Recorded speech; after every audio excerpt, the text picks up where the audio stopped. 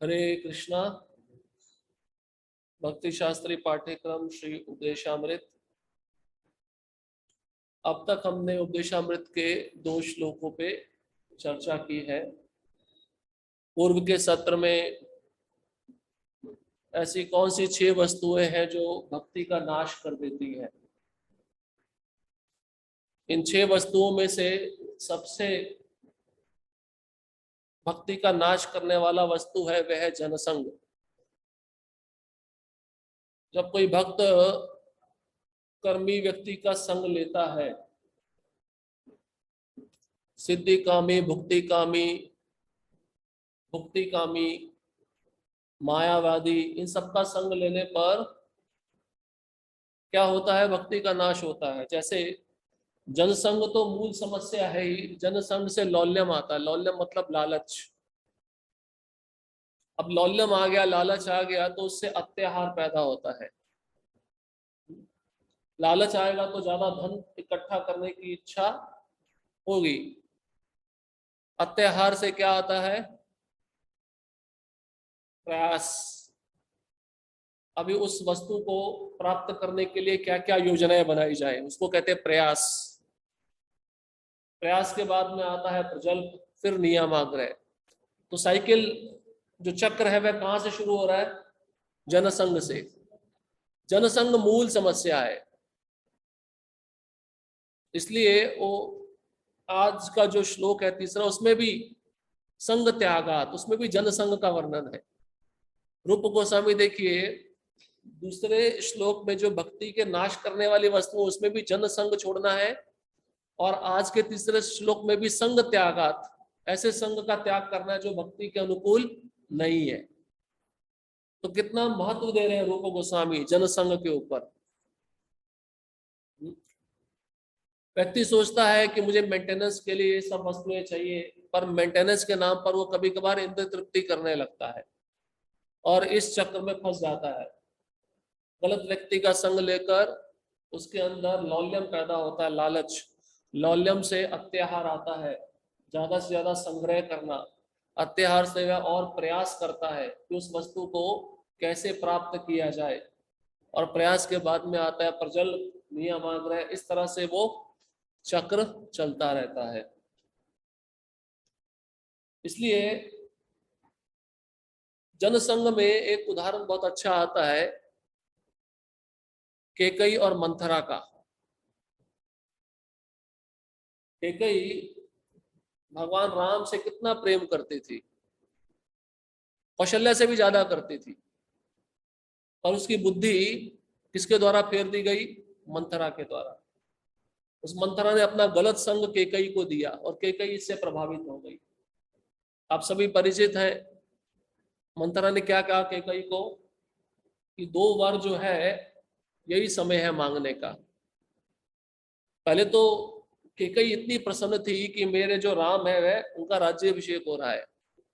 और जब मंथरा ने कहा तू मूर्ख है, इस समय को तूने गवा दिया, इस पल को गवा दिया, तो क्या होगा? तेरे पुत्र को कभी भी राज्य प्राप्त नहीं हो पाएगा। इसलिए 2 वर मांग लो।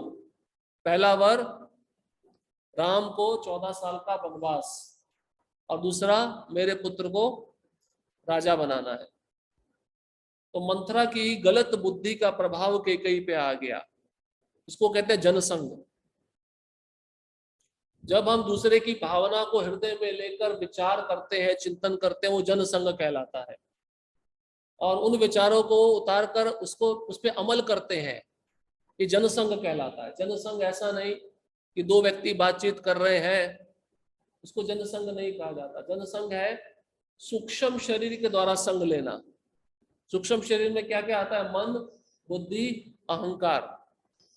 अब दूसरे की कही हुई बातों को जब हम अपने मन में धारण करते हैं, उसका चिंतन करते हैं, सूक्ष्म शरीर से विचार करते हैं, तो हमें इच्छा होती है उस पर अमल किया जाए। और जब व्यक्ति उन गलत बातों पे अमल करता है तो वह जनसंग में पड़ जाता है। बहुत सारे उदाहरण हैं। दुर्योधन और धृतराष्ट्र।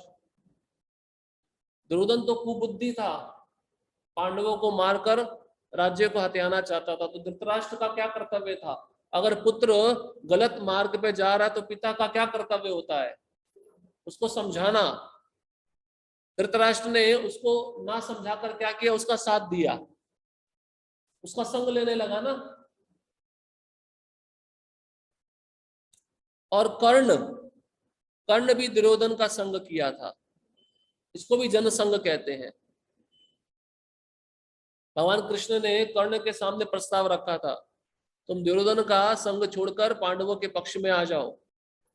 तो कर्ण ने क्या कहा था कि मैं एक बार वचन दे चुका हूं, मैं उस वचन से पीछे नहीं हट सकता।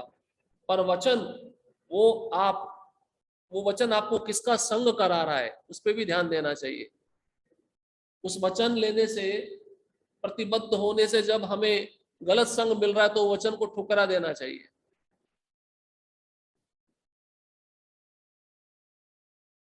भगवान राम के समय एक वानर था द्विविद। भगवान राम के समय एक वानर था द्विविद। वह वानर भगवान राम को तो मानता था पर लक्ष्मण के प्रति अपराध किया था। वो अपराध करने के कारण वो नरकासुर का संग करने लगा, जिसको भगवान कृष्ण ने मारा था, जिसने 16,100 रानियों को कैद करके रखा था। उस नरकासुर का वध भगवान ने किया था। तो द्विविद ने नरकासुर का संग प्राप्त करके गलत आचरण अपने जीवन में उतार लिया था। और भागवतम के 10वें स्कंद में जब भगवान कृष्ण और बलराम गोपियों के साथ थे तो द्विविद ये गोपियों को छेड़ने लगा। ये दुष्ट बुद्धि कहां से आई? नरकासुर के संग के कारण आई, जनसंग करने के कारण आई। तो भगवान कृष्ण ने बलराम को कहा, आप गोपियों को संभालो, मैं इसका वध करता हूं। भगवान कृष्ण उसके पीछे भागे, उस एक मुष्टिक के प्रहार से उस द्विविद नामक वानर का वध कर दिया। भगवान राम का संगी था वो। तो गलत संग आपको भगवान का भी, भक्तों का संग भी छुड़ा सकता है और आप भगवत सेवा से भी दूर जा सकते हैं। इसका एक और उदाहरण है चैतन्य चरितमृत में काल कृष्णदास, महाप्रभु के सहायक सचिव, जो उनके सेवक थे। तो एक बार महाप्रभु के संग में वे सेवा कर रहे थे, अचानक उनका ध्यान भट्टहरि नाम के लोगों की तरफ गया। भट्टहरि ऐसे लोग थे जो दारी सन्यासी थे, दिन में सन्यास का वेश धारण करते थे, रात में स्त्री संग करते थे। तो इस काल कृष्णदास जो महाप्रभु का सेवक था, उसका मन उन भट्टहरि के प्रति आकर्षित हो गया और ये उनके संग में चला गया। तो प्रभुपाद जी वहां पे तात्पर्य में लिखते हैं, ये कोई आश्चर्य की बात नहीं, जो भगवान की सेवा में लगा है वो भी माया में जा सकता है, सतर्क रहने की बात है। तो बाद में चैतन्य महाप्रभु काल कृष्णदास की शिखा को पकड़कर वापस लाए। और जब भट्टहरि ने महाप्रभु को मारने का प्रयास किया, अनेक प्रकार के अस्त्र शस्त्र छोड़े, वो अस्त्र शस्त्र घूम के उन भट्टहरियों के ऊपर ही आने लगे। तो जनसंग सबसे बड़ा मूल समस्या हमारी भक्ति में। तो इस श्लोक में भी हम उस पर चर्चा करेंगे। श्लोक क्रमांक 3। अब ये जो श्लोक है ये भक्ति में कैसे वर्धन करता है, भक्ति को कैसे पोषण देता है। हमें भक्ति में पोषण चाहिए ना, प्रगति चाहिए, तो उसके लिए ये फॉर्मूला आपको अपने जीवन में उतारना पड़ेगा। हर समय आपको ये क्रियाएं अपने जीवन में ढालनी पड़ेंगी। उत्साह निश्चय धैर्य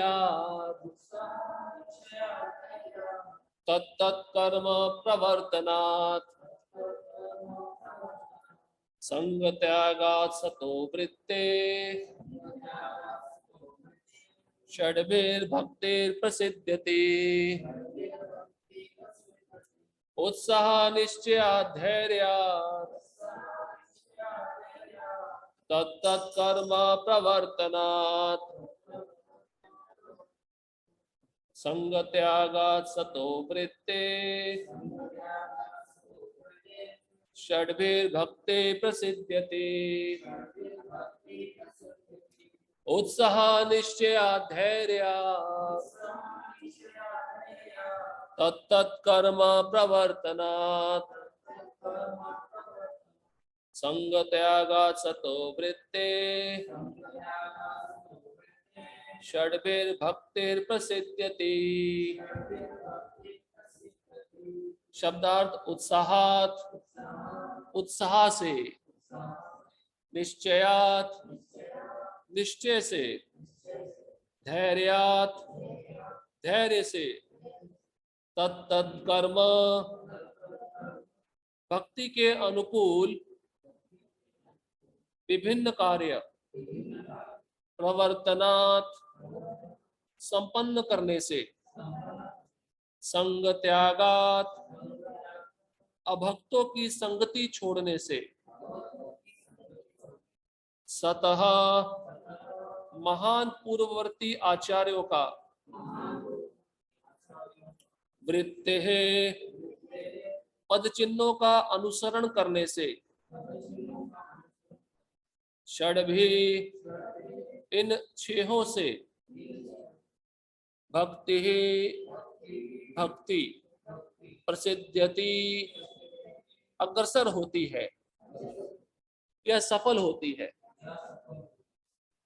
अनुवाद और तात्पर्य जगत गुरु शील प्रभुपाद द्वारा। शील प्रभुपाद की जय।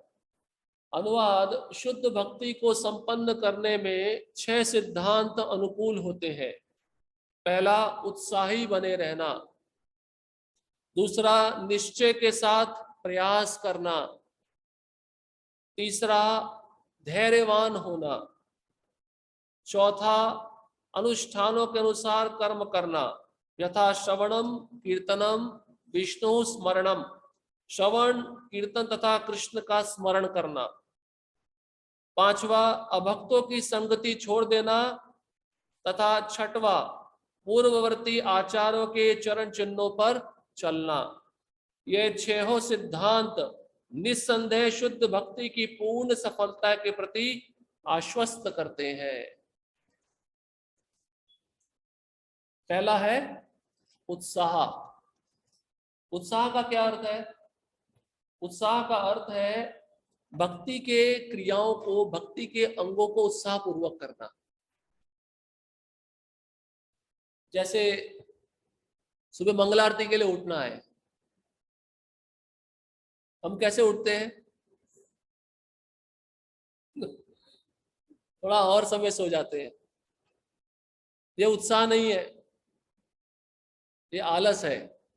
जो भक्त के मन में विचार आया, कब 3 बजेगा, कब 3:30 बजेगा, कब मैं उठूंगा और कब मैं स्नान कर कर भगवान का पहला दर्शन करूंगा, उत्सुकता। इस संसार में लोग पैसा कमाने के लिए बहुत उत्सुक रहते हैं ना। अब आप देखिए, नोट गिनना हो तो कितने उत्सुक रहते हैं। वो कहते हैं हमें अपने हाथों में दो, हम गिनेंगे। उसी प्रकार से भक्त को उत्साही रहना चाहिए। जैसे राजनेता लोग, प्रभुपाद जी कहते हैं, जो पॉलिटिकल लोग होते हैं, जब इलेक्शन आते हैं, खाना पीना सोना सब कम हो जाता है उनका। उत्साह है नहीं है, पर वो उत्साह किसके लिए है? अपने इंद्र तृप्ति के लिए, खुद के लिए। लेकिन भक्त को उत्साह किसके लिए दिखाना है? कृष्ण के लिए दिखाना है, कृष्ण की सेवा में दिखाना है। वो उत्साह भक्ति को पोषण करता है। भक्ति की हर एक क्रिया, हम भक्ति रसामृत सिंधु जब आगे पढ़ेंगे, उसमें भक्ति के 64 अंग है, साधना भक्ति के। उन 64 के 64 अंगों में उत्साह होना चाहिए। और ये उत्साह लॉन्ग टर्म होना चाहिए। लॉन्ग टर्म समझते हैं? शरीर के अंतिम श्वास तक उत्साह बने रहना चाहिए। ये शॉर्ट टर्म प्रोसेस नहीं है। अभी उत्साह दिखाया, कल उत्साह हमारा डाउन हो जाता है। इसलिए भक्ति का वर्धन नहीं होता।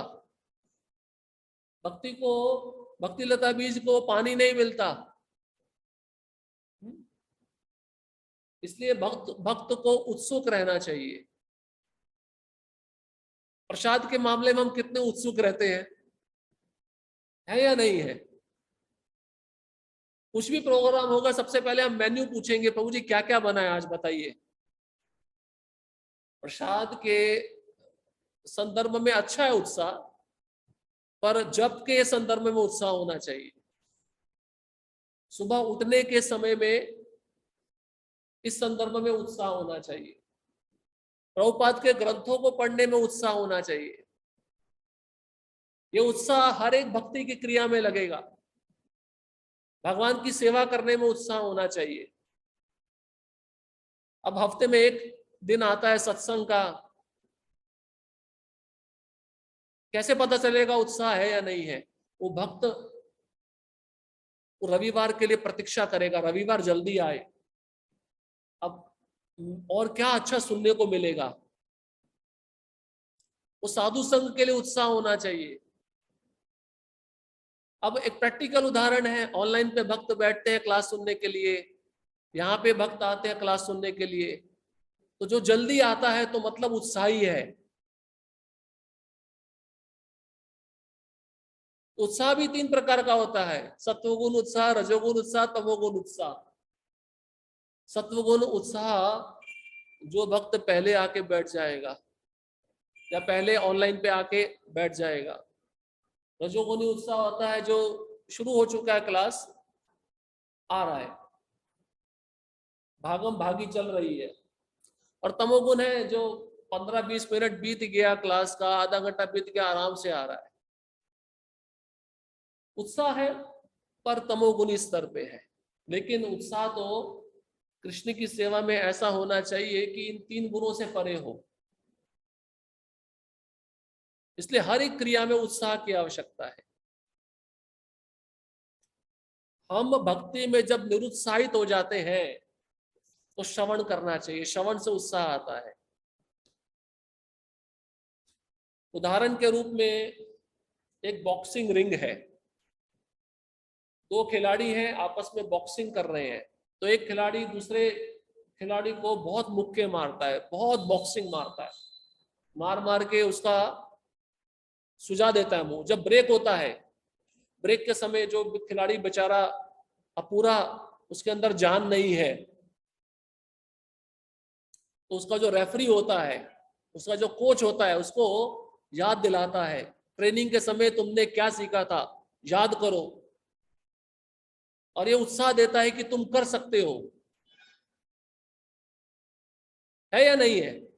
तो वो पूर्व अभ्यास स्मरण करके उस खिलाड़ी को उत्साह आ जाता है। इसलिए जब भी हमारा उत्साह डाउन हो जाए, अपने वरिष्ठ भक्तों को जाके मिलो, उनसे चर्चा करो, उनका संग लो,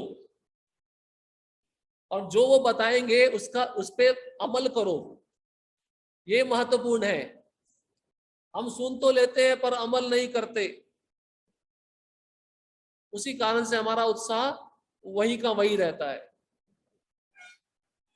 जैसे इस कोच के कहे जाने पर उस खिलाड़ी ने पूर्व अभ्यास का स्मरण करके स्फूर्ति प्राप्त की, उत्साह प्राप्त किया, फिर वह दुगने जोश से रिंग में आता है लड़ने के लिए, और फिर वो प्रहार करता है अपना। इस प्रकार से माया देवी हमारा उत्साह डाउन करती रहती है, कुछ ना कुछ नए प्रलोभन देकर। इसलिए संग में रहना चाहिए, संग में उत्साह बढ़ता है। ठीक है, ये हो गया उत्साह। अब इस पे और डिटेल में चर्चा करेंगे। उसके बाद आता है निश्चयात। निश्चयात का अर्थ है पक्की निष्ठा, पक्की श्रद्धा। कैसी श्रद्धा? कि कृष्ण मेरा रक्षण करेंगे।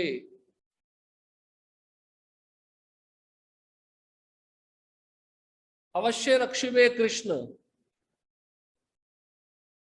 मेरे साथ जो कुछ भी हो रहा है मेरे जीवन में, चाहे सुख आ रहा है चाहे दुख आ रहा है, जब भक्त निष्ठा के स्तर पे होता है तो वह कृष्ण का आश्रय कभी भी नहीं छोड़ता, क्योंकि उसकी श्रद्धा कोमल स्तर पे नहीं रहती, उसकी श्रद्धा परिपक्व अवस्था पे रहती है। यह निश्चय, यह श्रद्धा, यह कन्विक्शन कि कृष्ण मेरा रक्षण करेंगे, मैं कृष्ण का आश्रय नहीं छोड़ूंगा। कभी कभार भक्त के जीवन में सुख आता है, दुख आता है। दुख आने पर भक्त का मन भी विचलित हो जाता है। पर आप उदाहरण देखिए प्रहलाद महाराज का। प्रहलाद महाराज 5 वर्ष का बालक, उसके पक्ष में कोई नहीं है,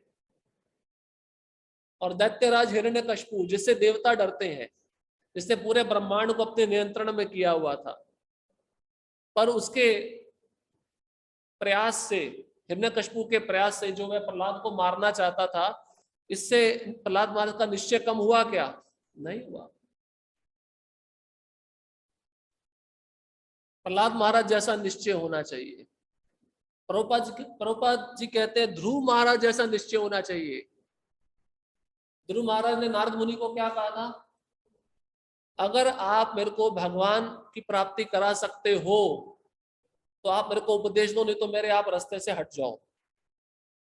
ये कन्विक्शन है। प्रभुपाद जी उस तात्पर्य में लिखी है, अगर भक्त का विश्वास ध्रुव महाराज की तरह हो जाए तो इसी जन्म में वो भगवत धाम चला जाएगा।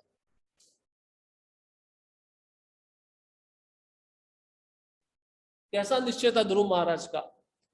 जो तपस्या, जो व्रत, जो अनुष्ठान नारद मुनि ने उनको बताया, उसका यथापूर्वक उन्होंने पालन किया। दृढ़ निश्चय। निष्ठावान भक्त कभी भी कृष्ण भक्ति को छोड़ता नहीं है।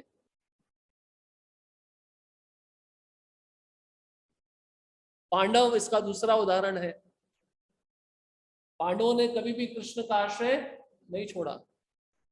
कितनी विपदा आई, राज्य चला गया, वन में रहना पड़ा, और पत्नी को निर्वस्त्र किया गया, अनेक प्रकार से प्रयत्न किए गए मारने के लिए। पर ये सब होते हुए भी पांडवों ने क्या कृष्ण का आश्रय छोड़ा क्या? इसका अर्थ उनका निश्चय कितना परिपक्व था।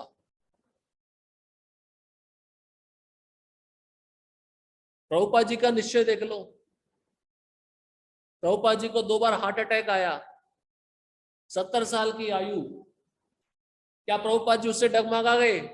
अभी मैं वापस भारत जाता हूं, यहाँ पे तो कुछ होने वाला नहीं है, ये लोग सुनने वाले नहीं है। कृष्ण पे आश्रित, मैं आपके हाथों की कठपुतली हूं, आप मेरे को जैसे नचाना चाहते हो नचाओ, ऐसा निश्चय होना चाहिए। और फिर महत्वपूर्ण आता है धैर्य, जो भक्तों में बहुत कमी होती है। आज ही दीक्षा हुई है, आज ही शुद्ध नाम आ जाए, आज ही हम भगवत धाम चले जाए। आज अगर आपने आम की गुठली बोई है तो आज आपको आम के फल नहीं मिलेंगे। उसके लिए धैर्य रखना पड़ता है या नहीं है? हर एक वस्तु में धैर्य रखना पड़ता है। धैर्य का अर्थ है, पता है कि मुझे गंतव्य स्थान प्राप्त करने में देरी लगेगी, पर फिर भी उस मार्ग पे चलते रहना, भक्ति की क्रियाओं को करते रहना। मंजिल दूर है पर सफर बहुत लंबा है, तो जब राहगीर उस मार्ग पे चलता है तो एक ना एक दिन अपने गंतव्य स्थान पे पहुंच जाता है। उसी प्रकार से भक्तों को धैर्य होना चाहिए भक्ति में। धैर्य के भी बहुत सारे उदाहरण प्रभुपाद जी तात्पर्य में दिए, उसमें हम चर्चा करेंगे। धैर्य के बाद क्या आता है? तत्त कर्म प्रवर्तनात्। ये तत्त कर्म प्रवर्तनात् क्या है? भक्ति के अनुकूल विभिन्न कार्य करना। भक्ति के अनुकूल, प्रतिकूल नहीं। जैसे अनुकूल क्या है? अनुकूल है यशोदा माता जब कृष्ण को डांट रही थी, दामोदर लीला में आपने सुना होगा कि डांट कर वह कृष्ण को बांधना चाहती थी। तो ये भक्ति के अनुकूल है या प्रतिकूल है?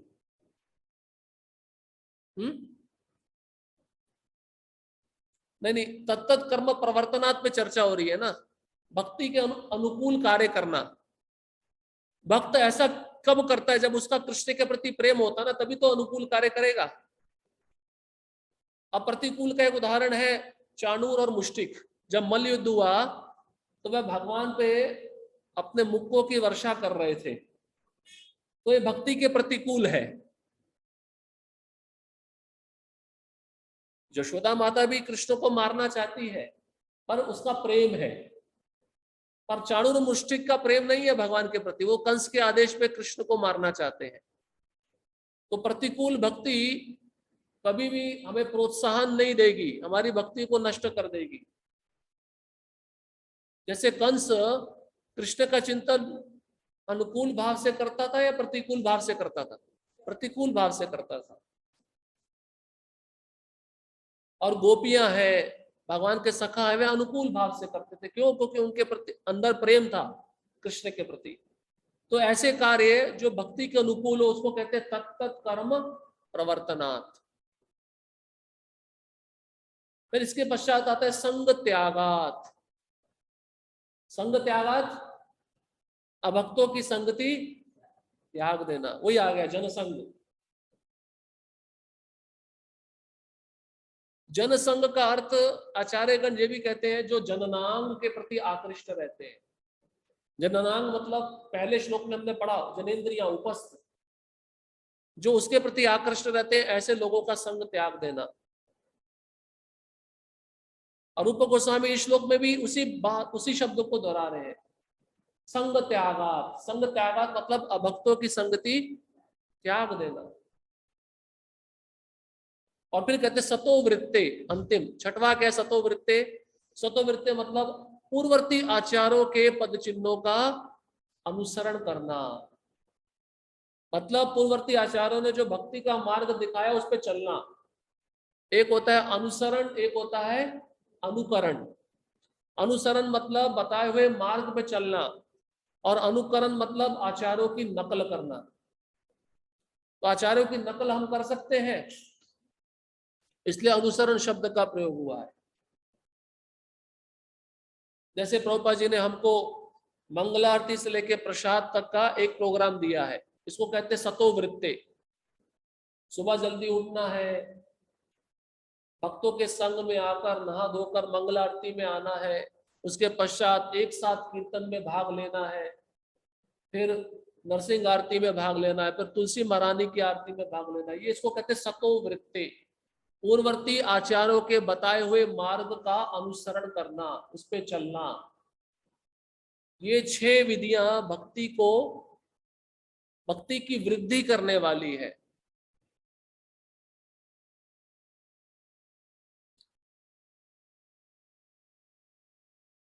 अब देखिए उत्साह पे आते हैं। उत्साह में हमने चर्चा किया कि ऐसी कौन सी क्रियाएं हैं जो भक्त को उत्साह पूर्वक करनी चाहिए। भागवतम 11वां स्कंद 19वां अध्याय 5 श्लोक 20, 21, 22, 23, 24। 11वां स्कंद 19वां अध्याय 20, 21, 22, 23, 24 श्लोक। इन 5 श्लोकों में भगवान उद्धव को भक्ति की क्रियाएं बताएं जो भक्त को उत्साह पूर्वक करनी चाहिए। कौन कौन सी क्रियाएं हैं सुनिए। श्रद्धामृत कथायाम में शश्वन मदनु कीर्तनम, परिनिष्ठा च पूजायाम स्तुति भी स्तवनम मम, आदरा परिचर्यायाम सर्वांगेराभिवंदनम, मद्भक्त पूज्याभ्याधिका सर्वभूतेषु मन्मति, मदर्थेष्व अंगचेष्टा च वचसा मद्गुणे रमण, मय्यर्पणं च मनसः सर्वकाम विवर्जनम, मदर्थे अर्थ परित्यागो भोगस्य च सुखस्य च, इष्टं दत्तं हुतं जप्तं मदर्थं यद् व्रतं तपः, एवं धर्मैर्मनुष्याणां मुद्भावात्मनिवेदिनां, मयि संजायते भक्ति को अन्यो अर्थो अस्यावशिष्यते। कृष्ण उद्धव को कहते हैं पहला क्रिया है उत्साह पूर्वक जो भक्त को करना चाहिए, मेरी लीलाओं की आनंदमयी कथाओं में अगाध श्रद्धा, श्रद्धामृत कथायाम में मेरी कथा सुनने के लिए उत्सुक रहना चाहिए, श्रद्धा पूर्वक। हमने ईशोपनिषद में भी चर्चा किया था, धीर पुरुष से हमको कैसे सुनना चाहिए, श्रद्धा पूर्वक और प्रेम पूर्वक। भगवान यहाँ पे श्रद्धा शब्द का प्रयोग कर रहे हैं, श्रद्धा पूर्वक। भगवान कहते हैं मेरी कथा को सुनने में उत्साह होना चाहिए भक्त का। हफ्ते में एक दिन आता है 2 घंटा सत्संग का, तुरंत दौड़ के जाना चाहिए। पर माया देवी ने अपना संग ऐसा दिया हुआ है, वो भक्त आना ही नहीं चाहता है। अनेक प्रकार के विघ्न उसके सामने माया देवी लाके खड़ी कर देती है।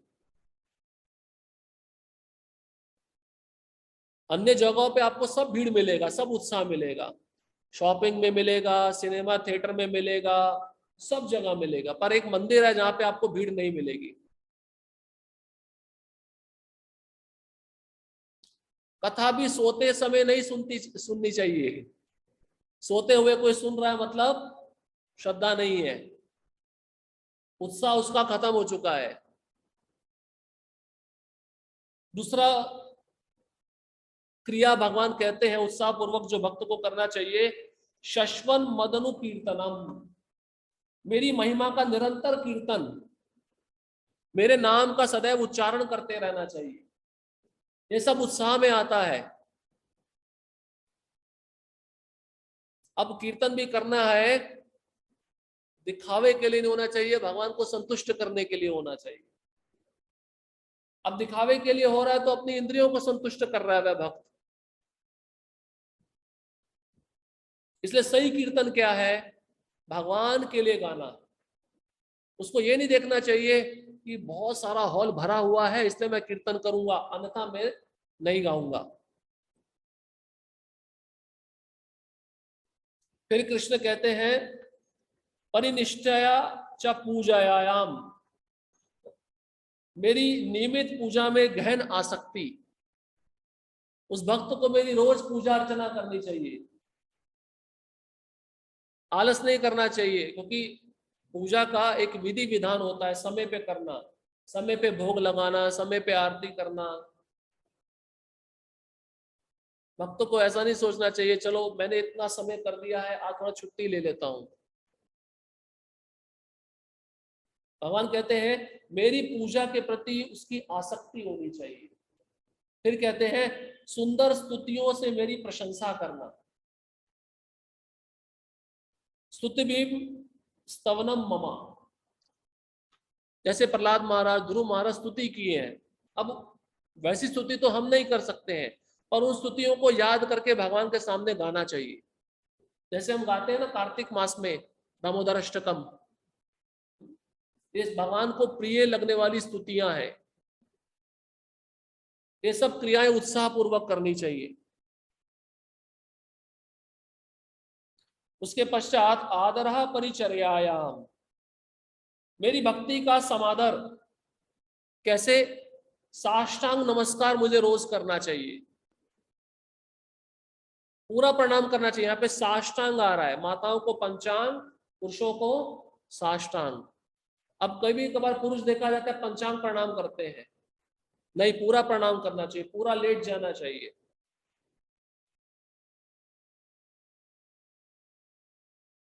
और मेरे भक्तों की उत्तम पूजा करना, मेरी पूजा में ही, मेरी सेवा ही, उसमें उत्साह नहीं दिखाना है, साथ ही साथ मेरे भक्तों की सेवा में भी उत्साह दिखाना है। भगवान के शुद्ध भक्त जैसे श्रील प्रभुपाद जी, उनके शिष्य, तो उनकी सेवा, उनकी अर्चना, उनको भोग अर्पण करना, ये सब उत्साह पूर्वक होना चाहिए।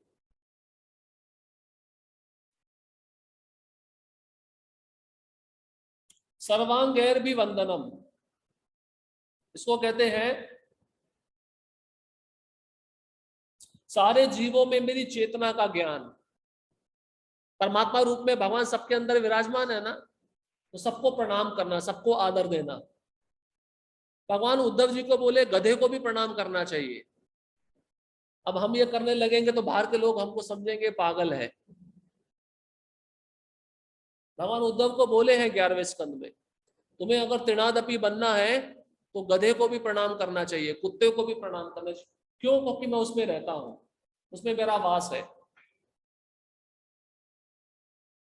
इसलिए कभी कभार कुत्ते को देखकर पत्थर उठा के नहीं मारना चाहिए। इसका मतलब क्या है? आप उस परमात्मा को मार रहे हो, परमात्मा का वास है उसके अंदर। सामान्य शारीरिक कार्यों को मेरी भक्ति में अर्पण, मतलब शरीर के जो अंग हैं उससे भगवान की सेवा करनी चाहिए। शरीर में जो हाथ है उससे मंदिर का मार्जन, ये विभिन्न अंग है शरीर में। आंखों से भगवान के रूप का विग्रह का दर्शन, कानों से भगवान की कथा का श्रवण। भगवान कहते हैं जितने अंग दिए हैं आपको शरीर में, उन सब अंगों को मेरी सेवा में लगा दो। फिर कहते हैं मेरे गुणों का वर्णन करने के लिए धन संपदा का प्रयोग। जो पैसे वाला है उसको कंजूसी नहीं करनी चाहिए, मेरे लिए ऐश्वर्यशाली मंदिर बनवाना चाहिए। धन संपदा का प्रयोग कहाँ होगा? मंदिर बनाने के लिए होगा ना। मंदिर में जो भगवान के लिए वस्तुएं चाहिए उसके लिए होगा। उसको वहां पे कंजूसी नहीं दिखानी चाहिए। भक्त भी कंजूसी दिखाते हैं, अपने लिए बहुत सारा रख लेते हैं और भगवान के लिए कुछ थोड़ा सा हिस्सा निकाल लेते हैं। फिर कहते हैं मुझे अपना मन अर्पित करना, ये सबसे महत्वपूर्ण है जो हम नहीं कर पाते। मन कैसे अर्पित करेंगे कृष्ण को? मन मना, मन से मेरा चिंतन करना।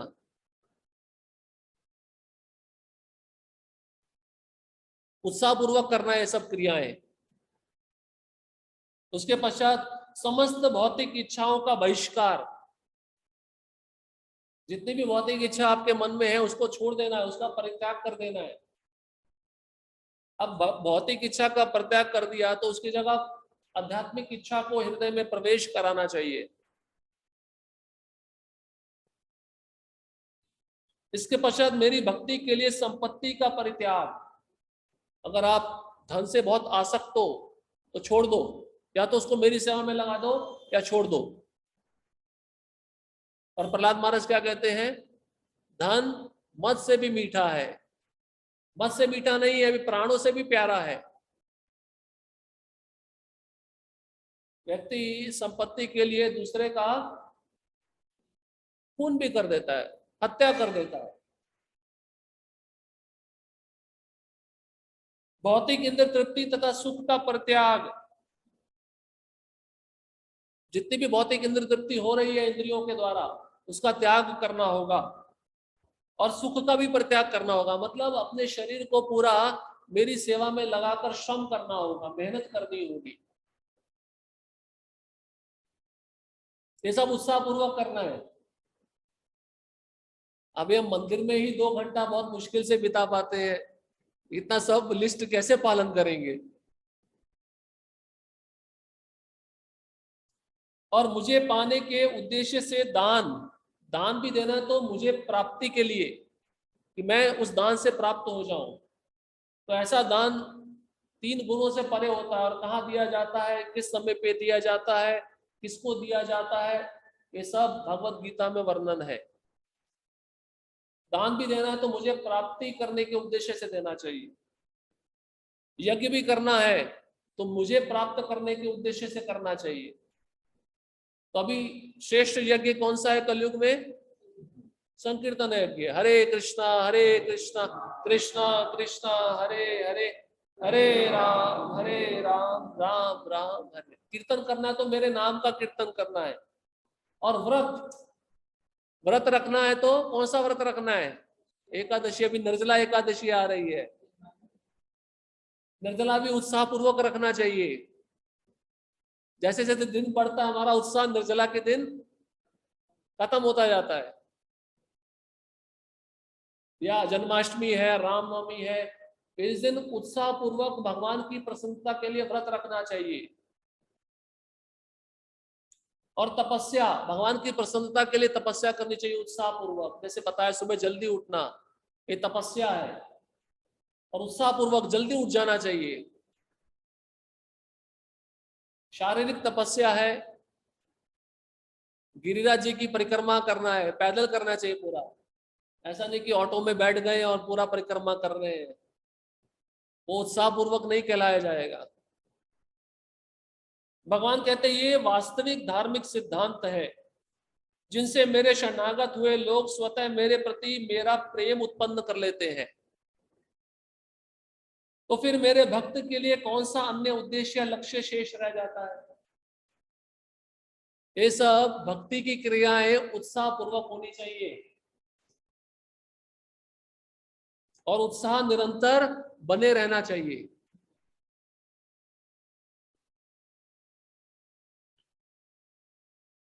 अब प्रभुपाद जी के तात्पर्य पे आते हैं। भक्ति भावनात्मक चिंतन या कल्पना प्रसूत विलास नहीं है। देखिए प्रभुपाद जी पहली पंक्ति से हमको अलर्ट कर दी है। क्या कहते हैं? भावनात्मक चिंतन, इसको भक्ति नहीं कहते। और कल्पना प्रसूत विलास, ये क्या है? इसका उदाहरण एक बहुत अच्छा है। जैसे बाहर के लोग आते हैं ना मंदिर में दर्शन के लिए, तो हमारे भक्त क्या करते हैं, उनको माला पकड़ाते हैं, आप एक माला महामंत्र का जप करो। तो वो भक्त कहता है मैं तो सदैव अपने मन में जप करता रहता हूं। इसको कहते हैं भावनात्मक चिंतन या कल्पना प्रसूत विलास। तो प्रभुपाद जी कहते हैं तुम सदैव मन में चिंतन करते हो तो मन से भी प्रसाद ले लिया करो। फिर सिद्धांत तो यही कह रहा है ना, फिर मुख से प्रसाद को ले रहे हो, मन से ले लिया करो। इसलिए ये भक्ति नहीं है। और कई लोग कहते हैं कृष्ण तो हमारे स्वप्न में सदैव आते रहते हैं, हमसे बातें करते रहते हैं, और तुम इंद्र तृप्ति में लगे हो, कृष्ण तुम्हारे सपने में आ रहे हैं। इसको भी कहते हैं कल्पना प्रसूत विलास, भावनात्मक। ये भक्ति नहीं है। अब प्रभुपाद जी क्या कह रहे हैं, देखो भक्ति की बेसिक डेफिनेशन दे रहे हैं, इसको समझना बहुत जरूरी है। हम भक्ति को भी अभी तक समझ नहीं पाए हैं।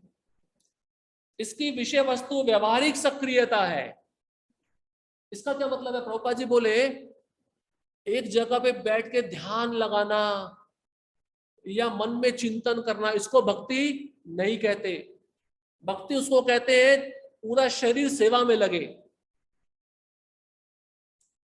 व्यवहारिक सक्रियता, सक्रियता मतलब शरीर पूरा लगा हुआ है।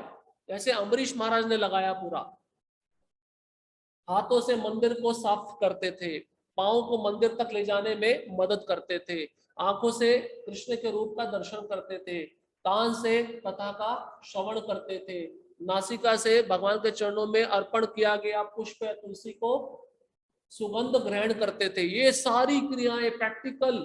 इसलिए प्रभुपाद जी अपने तात्पर्यों में अगर आप पढ़े हैं तो वहां पे डिवोशन नहीं लिखे, खाली भक्ति नहीं लिखे, क्या लिखे? Devotional service. सर्विस मतलब सेवा। प्रभुपाद जानते थे अगर मैंने खाली डिवोशन लिख दिया सब ऐसे ही बैठ जाएंगे एक जगह पे आलसी बनकर। इसलिए भगवान के लिए कुकिंग करना, भगवान के मंदिर को साफ करना, भगवान का अभिषेक करना, भगवान को पोशाक पहनाना, भगवान को भोग लगाना, ये भक्ति है।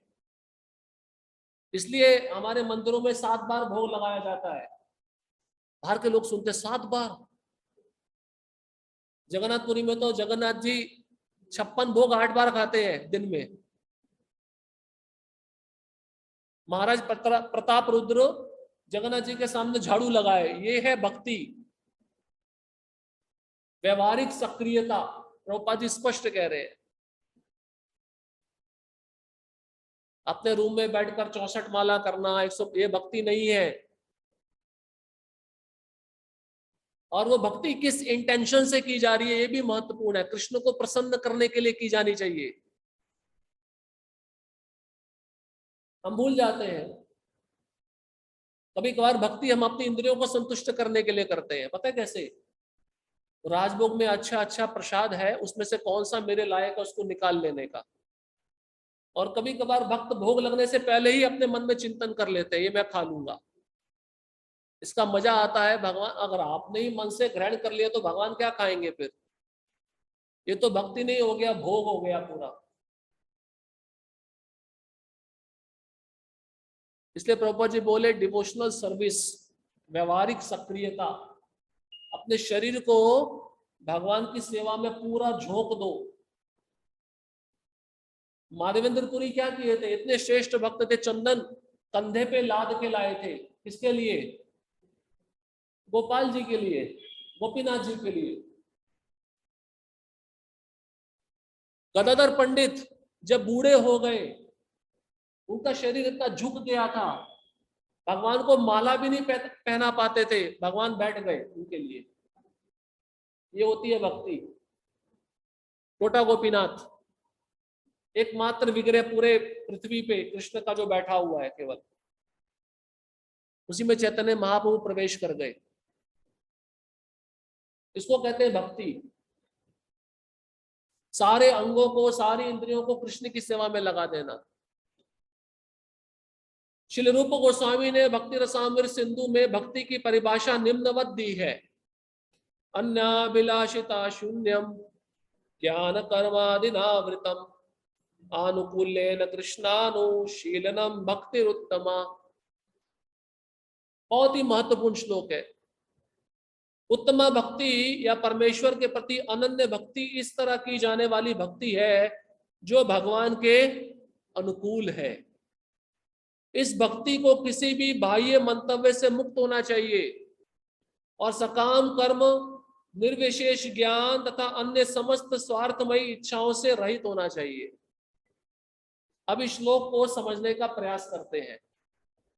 अगर इस श्लोक को समझने बैठे तो 2 घंटा इसी में चला जाएगा, फिर भी आपको बताने का प्रयत्न करेंगे।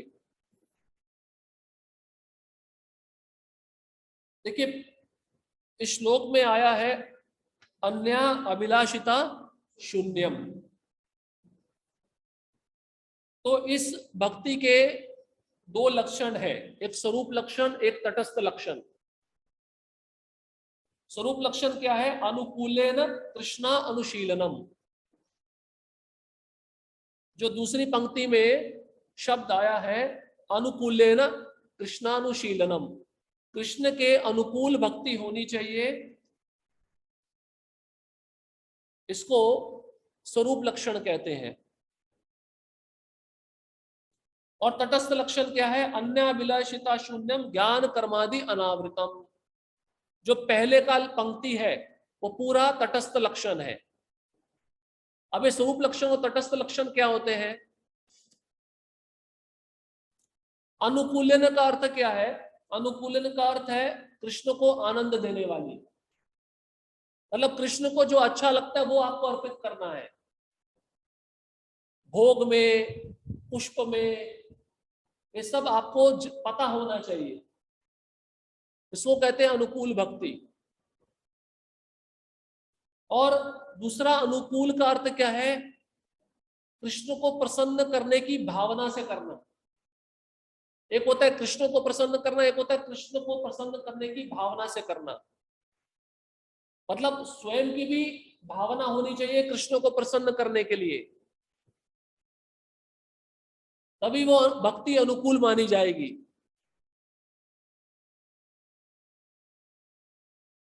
जैसे मुझे रसगुल्ला अच्छा लगता है और मैं रसगुल्ला बना के कृष्ण को भोग लगाना चाहता हूं, पर उद्देश्य क्या है, मेरी भावना क्या है? वो भोग लगने के बाद तो मैं ही खाने वाला हूं, तो ये कृष्ण को प्रसन्न करने वाली भावना भक्ति नहीं है। कृष्ण को जो अच्छा लगता है वो आपको बना के खिलाना होगा।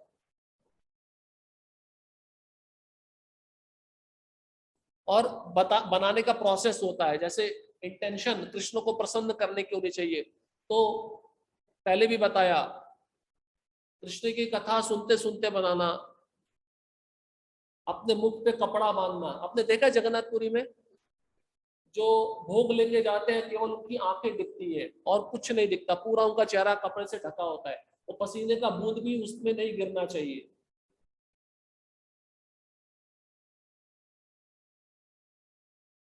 इसको कहते हैं कृष्ण को प्रसन्न करने का इंटेंशन, भावना। इसको कहते हैं अनुकूल, अनुकूल लेना। उस श्लोक में शब्द आया अनुकूल लेना। फिर कहते हैं स्वरूप लक्षण पे आते हैं। स्वरूप लक्षण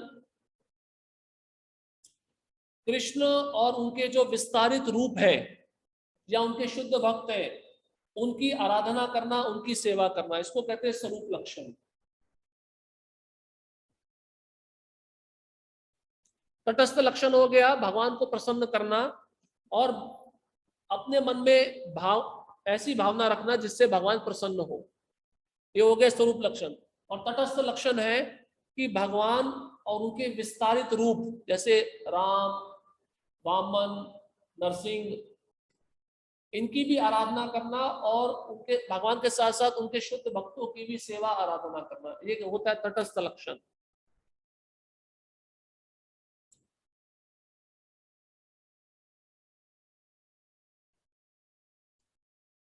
अब अनुकूल और प्रतिकूल पे आते हैं। अनुकूलन अभी बताया, कृष्ण को प्रसन्न करने के लिए हमें करना चाहिए।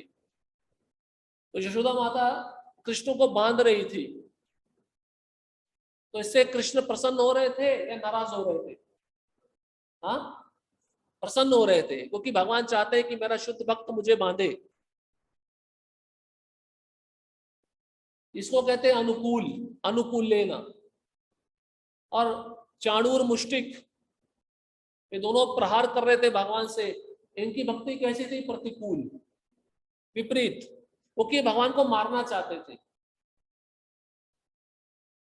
अब इसका एक बहुत अच्छा उदाहरण है अनुकूल और प्रतिकूल का। मान लीजिए आप ट्रेन स्टेशन पे बैठे हो और आपके साथ में एक मित्र बैठा है और उसके पास में एक सोन पापड़ी का मिठाई का बॉक्स है।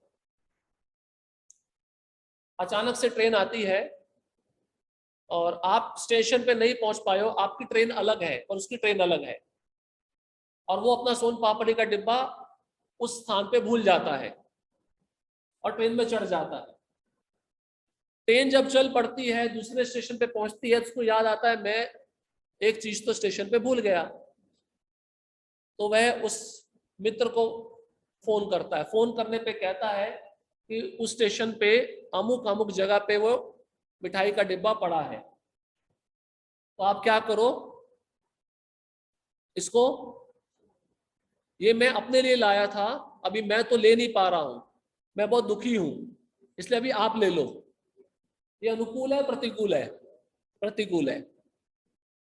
अब इसका दूसरा उदाहरण, अगर वही डिब्बा वह उस भक्त के लिए वहीं पे रख देता या किसी दुकान वाले को दे देता, ऐसा अमुक अमुक मेरा मित्र आएगा, आप उसको दे देना, और जब वह पहुंचता है, वह मिठाई का डिब्बा प्राप्त करता है, तो अनुकूल है, प्रतिकूल है?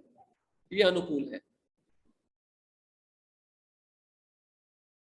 तो भक्ति की भावना अनुकूल होनी चाहिए। अब मान लीजिए हमारा उत्साह नहीं है भगवान के लिए भोग बनाना, ये भी प्रतिकूल में जाएगा। हम आलस दिखा रहे हैं, तमोगुण में है, ये भी प्रतिकूल भक्ति है, कृष्ण को प्रसन्न करने वाली भक्ति नहीं है। इसलिए बताते निरंतर उत्साह होना चाहिए। जैसे काल यवन जरासंध भी कृष्ण को मारना चाहते थे, दुश्मन के रूप में देखते थे। ये अनुकूल भक्ति है, प्रतिकूल भक्ति है? प्रतिकूल भक्ति है।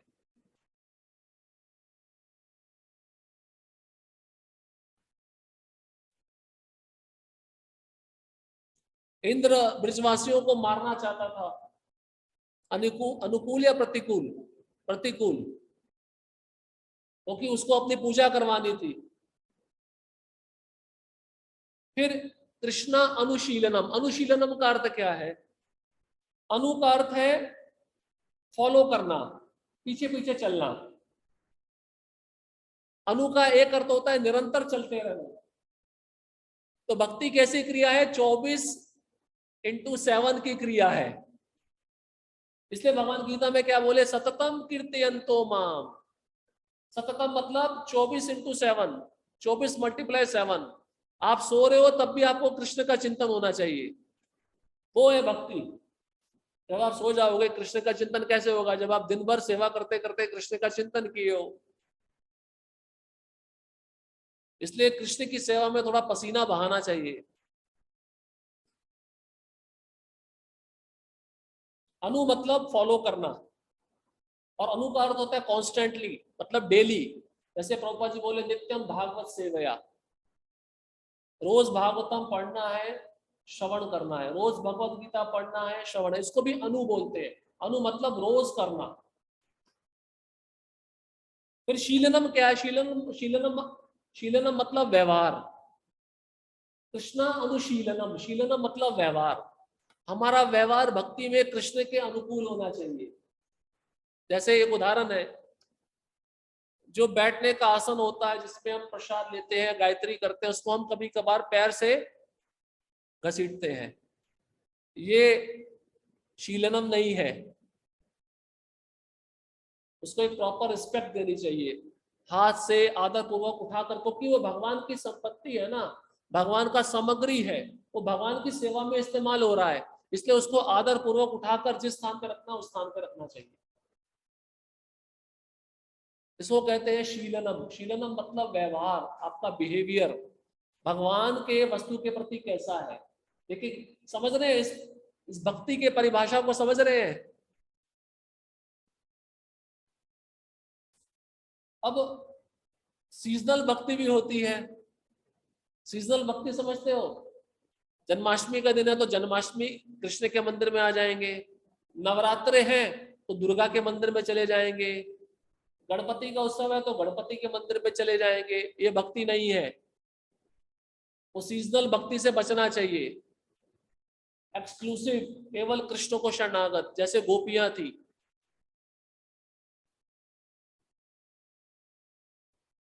अब अनुशीलनम के दो अर्थ और बताते हैं।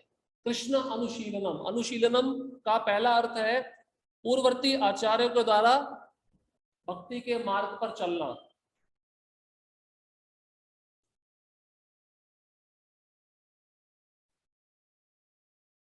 और अनुशीलनम का अर्थ है क्रियात्मक भक्ति, शरीर के अंगों को भगवान की सेवा में लगाना।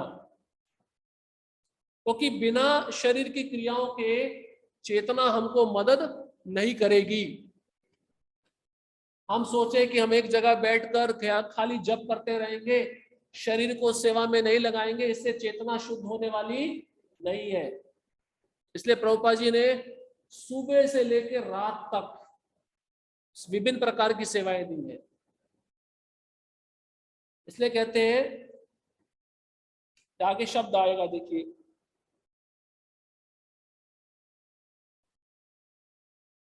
सुबह से लेकर रात तक हमें कृष्ण के लिए अनुकूल भाव से सेवा करनी चाहिए। जैसे उदाहरण है, भक्त कहते हैं हमारे हृदय में भाव है पर मैं उसका वर्णन नहीं कर सकता। अब कई भक्त राधे राधे बोलते रहते हैं पर 16 माला जप नहीं करते, वो भी भक्ति नहीं है। तो राधा रानी का नाम सुनकर भाव आ जाएगा पर 16 माला नहीं चल रहा। रूपा जी ने दी है 16 माला। आचार्यों का कथन है ना, अभी तो बताया सतो वृत्ते, सतो वृत्ते मतलब पूर्ववर्ती आचार्यों के बताए हुए मार्ग पे चलना। अब 16 माला नहीं हो रहा है पर राधे राधे हो रहा है, ये भक्ति नहीं है, ये भोग है। स्पष्ट बताया है, महाजनों येन गता सा पंथा, महाजनों के बताए हुए मार्ग पे चलना है। अपने मन से मंत्र भी नहीं बनाना चाहिए।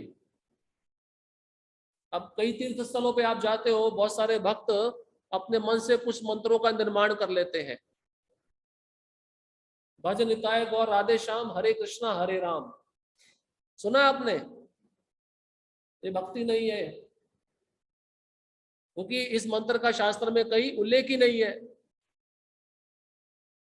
शास्त्रवत, विधिवत और आचार्यवत, ये तीन चीजें बहुत महत्वपूर्ण है। इसलिए कहते हैं गुरु साधु शास्त्र, इसके अनुसार की गई भक्ति वो अनुशीलनम कहलाती है। विधिवत, शास्त्रवत, आचार्यवत।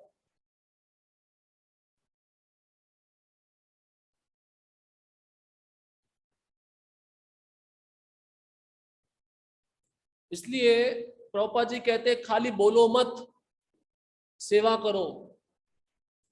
अब पति पत्नी है, पत्नी खाली पति को बोलती रहे कि मैं आपके लिए ये बनाऊंगी, मैं आपके लिए वो बनाऊंगी, खाली बोल रही है, बना कुछ नहीं रही है, ये प्रेम है क्या? पति बोलेगा मेरा दिमाग खराब कर रही है ऊपर खड़ी होके। इसलिए प्रभुपाद बोले आपको कृष्ण से प्रेम है तो कृष्ण के लिए व्यवहारिक सेवा करो। प्रेम खाली होठों से नहीं होता, वो शरीर के माध्यम से व्यक्त किया जाता है।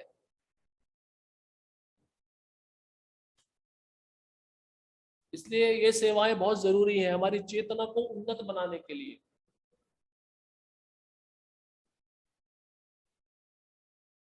अब प्रभुपाद जी के तात्पर्य पे आते हैं, डेफिनेशन आप समझ गए? भक्ति एक प्रकार का अनुशीलन है। हम जो ही अनुशीलन का नाम लेते हैं तो हमारा अभिप्राय सक्रियता या क्रियाशीलता से रहता है।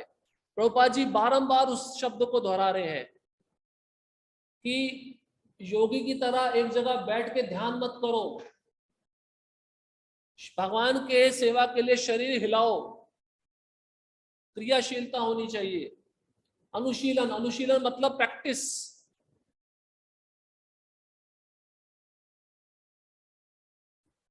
आध्यात्मिकता के अनुशीलन का अर्थ ध्यान के लिए निष्क्रिय होकर बैठ जाना नहीं है, जैसा कि कुछ छद्म योगी सिखाते हैं।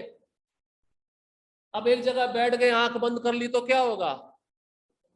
सो गए। कई वक्त जब करते करते कराटे भी मारने लगते हैं, समाधि में चले जाते हैं। वो छद्म योगी की तरह ही है। प्रभुपाद जी बोले वो भक्ति नहीं है, कृष्ण उससे प्रसन्न नहीं होने वाले। कई वक्त दंडवत लगाते हैं, उसी में सो जाते हैं। कभी कभार ऐसा भय लगता है उठ नहीं रहा है, क्या हो गया? कभी एक वक्त तो सो गया, उसको जाके हिलाना पड़ा, तो प्रभु जी मैं थोड़ा झपकी लग गया था। दंडवत करते समय पूरा शरीर लेट जाता है ना, तो सुकून मिलता है। ये भी एक प्रकार का आनंद है, समाधि है, इसमें योगी लोग आनंद लेते हैं। अब देखिए प्रभुपाद जी सचेत कर रहे हैं फिर, ऐसा निष्क्रिय ध्यान उन लोगों के लिए अच्छा हो सकता है जिन्हें भक्ति का पता नहीं।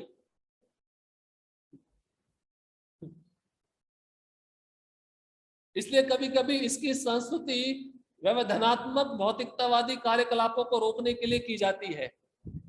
ठीक है, ये उन लोगों से अच्छा है जो उटपटांग काम कर रहे हैं। जो बाहर के जगत में लोग चार नियमों भंग कर रहे हैं उससे अच्छा है ये ध्यान तो लगा रहा है, पर एक स्तर पे देखा जाए वो भी अच्छा नहीं है। उससे अच्छा तो भक्त है जो पूरी तरह सेवा में लगा हुआ है। अब देखिए क्या प्रभुपाद जी कह रहे हैं, ध्यान का अर्थ है कम से कम उस समय व्यर्थ के कार्यकलापों को रोक देना। किंतु भक्ति न केवल ऐसे व्यर्थ संसारिक कार्यकलापों को रोकती है, अपितु मनुष्य को सार्थक भक्ति कार्यों में लगाती है या नहीं है? हम इस अंतरराष्ट्रीय श्री कृष्ण भावनामृत संघ में आने से पहले क्या क्या कार्य करते थे, और जैसी भक्ति करने लगे हमारी जो गलत आदत थी वो चली गई। हमारा जो इंद्रिया था अभी सही स्थान पे लग गया है और उसमें रुचि मिलने लगी है। इसलिए भक्ति की क्रियाएं इंद्रियों को शुद्ध बनाती हैं और साथ ही साथ चेतना को भी शुद्ध बनाती है।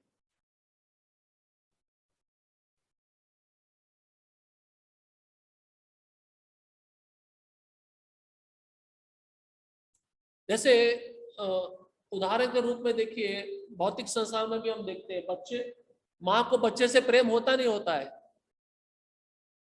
प्रेम है, खाली बोल रही है, सेवा भी कर रही है ना। बच्चा बेचारा छोटा होता है, रात में पेशाब कर देता है, मल मूत्र त्याग देता है, उठ के अपनी नींद को छोड़कर उसका सब कुछ बदलती है, साफ करती है। या उसको भूख लगता है तो उसको अपने स्तन का दूध पिलाती है। ये क्या दर्शा रहा है? माँ का बच्चे के प्रति बहुत प्रेम है, तभी तो सेवा कर रही है ना। तो सेवा से प्रेम बढ़ता है। हमारे आचार्य आप देखिए, क्षण गोस्वामी क्या ध्यान लगाते थे एक जगह बैठ के। उनको महाप्रभु ने क्या बोला, आप मंदिर बनवाओ। और मंदिर बनवा के विग्रहों की स्थापना करो। जो विग्रह लुप्त हो गए हैं उन विग्रहों की स्थापना उन मंदिरों में करो। और विग्रह स्थापित करने के बाद फिर क्या करेंगे? ध्यान लगाएंगे, सेवा करो। वो आचार्यगण षड गोस्वामी स्वयं बनाते थे, स्वयं भोग लगाते थे, स्वयं अलंकरण बनाते थे, स्वयं पोशाक बनाते थे, स्वयं श्रृंगार करते थे, स्वयं अभिषेक करते थे, और 64 माला जप भी करते थे, गिरिराज की परिक्रमा भी करते थे। ये हमारे आचार्यों ने किया है।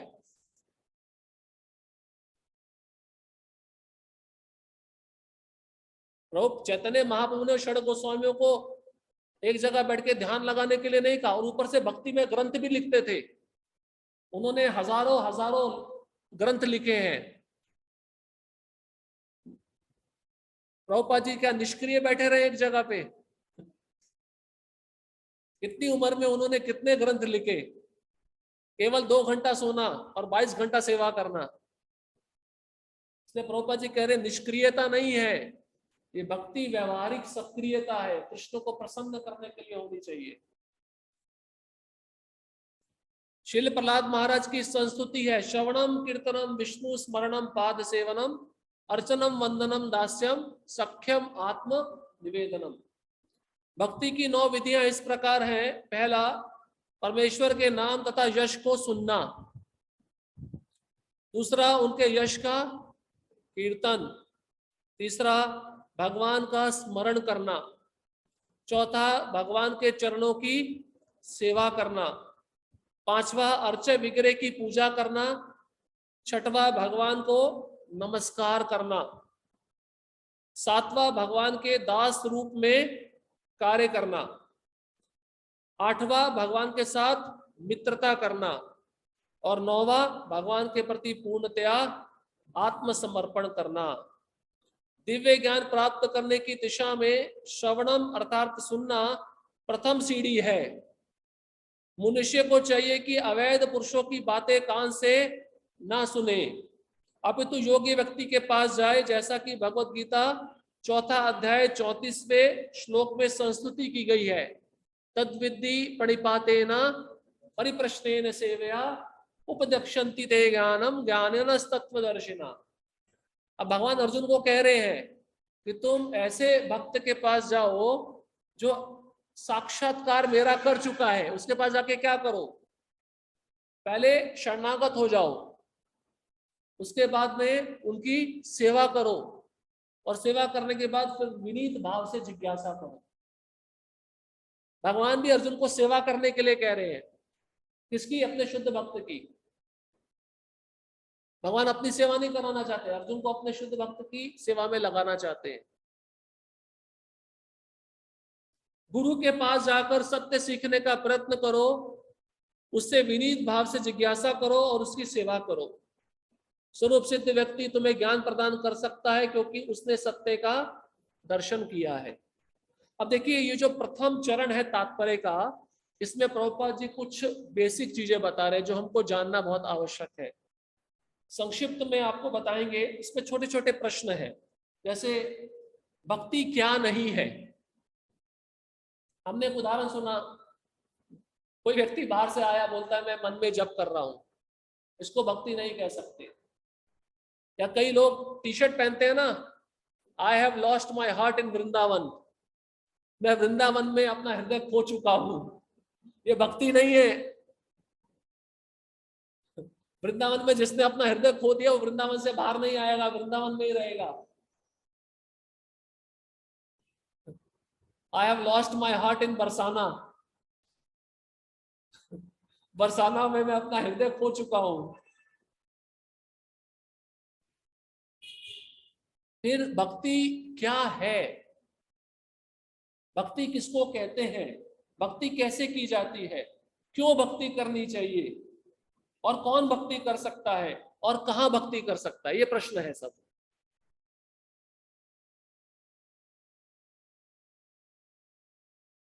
जैसे एक उदाहरण के रूप में भक्ति क्या नहीं है। कई लोगों में भक्ति भाव नहीं होता, पर प्रदर्शित करते हैं, दिखावा करते हैं। जैसे ही कीर्तन शुरू होगा वो लेटकर लोटांगन करने लगेंगे, लोटांगन करके ऐसे दिखाएंगे सारा भाव हमारे अंदर ही प्रकट हो गया है। इसको भक्ति नहीं कहते, इसको सहजिया कहते हैं।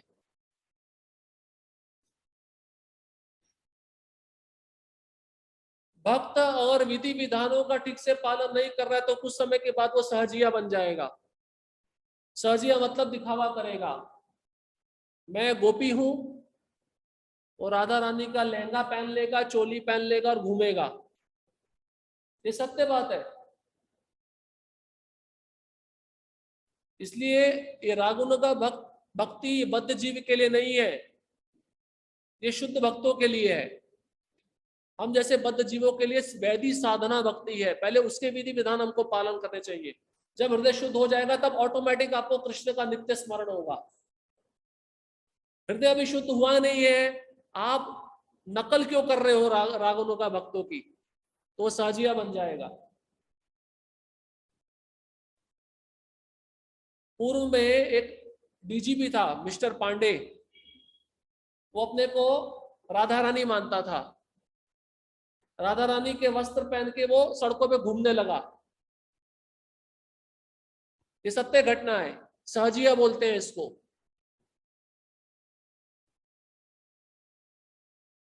जैसे एक और उदाहरण बताते हैं, भक्ति क्या नहीं है। एक मंदिर ऐसी जगह पे है जहाँ पे आसपास सारे कॉलेज हैं, तो लड़के लड़की यहाँ हाथ में हाथ मिलाकर मंदिर में आते हैं, बोलते हैं ये राधा कृष्ण बिना शादी किए रहे, हम भी बिना शादी किए रह सकते हैं, इसलिए आशीर्वाद लेने के लिए आए हैं। अपने को भगवान से तुलना करना, ये भी सहजियापन है, भक्ति नहीं है।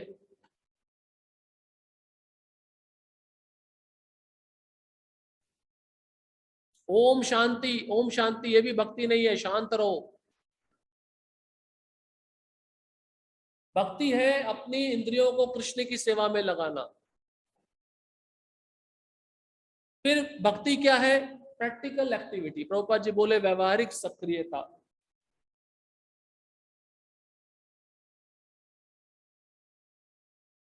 जैसे हनुमान जी किए सेवा, हनुमान जी सेवा किए नहीं किए? कौन सी सेवा किए थे? एक तो सीता का पता लगाने के लिए गए, और दूसरा लक्ष्मण के लिए संजीवनी बूटी लाने के लिए गए थे। सेवा थी या नहीं थी? प्रैक्टिकल सेवा। हनुमान जी ने अपना शरीर सेवा में लगाया नहीं लगाया? हनुमान जी ध्यान करने बैठ गए क्या उधर? मैं तो नहीं जाऊंगा, मुझे जप करना है। ये भक्ति है।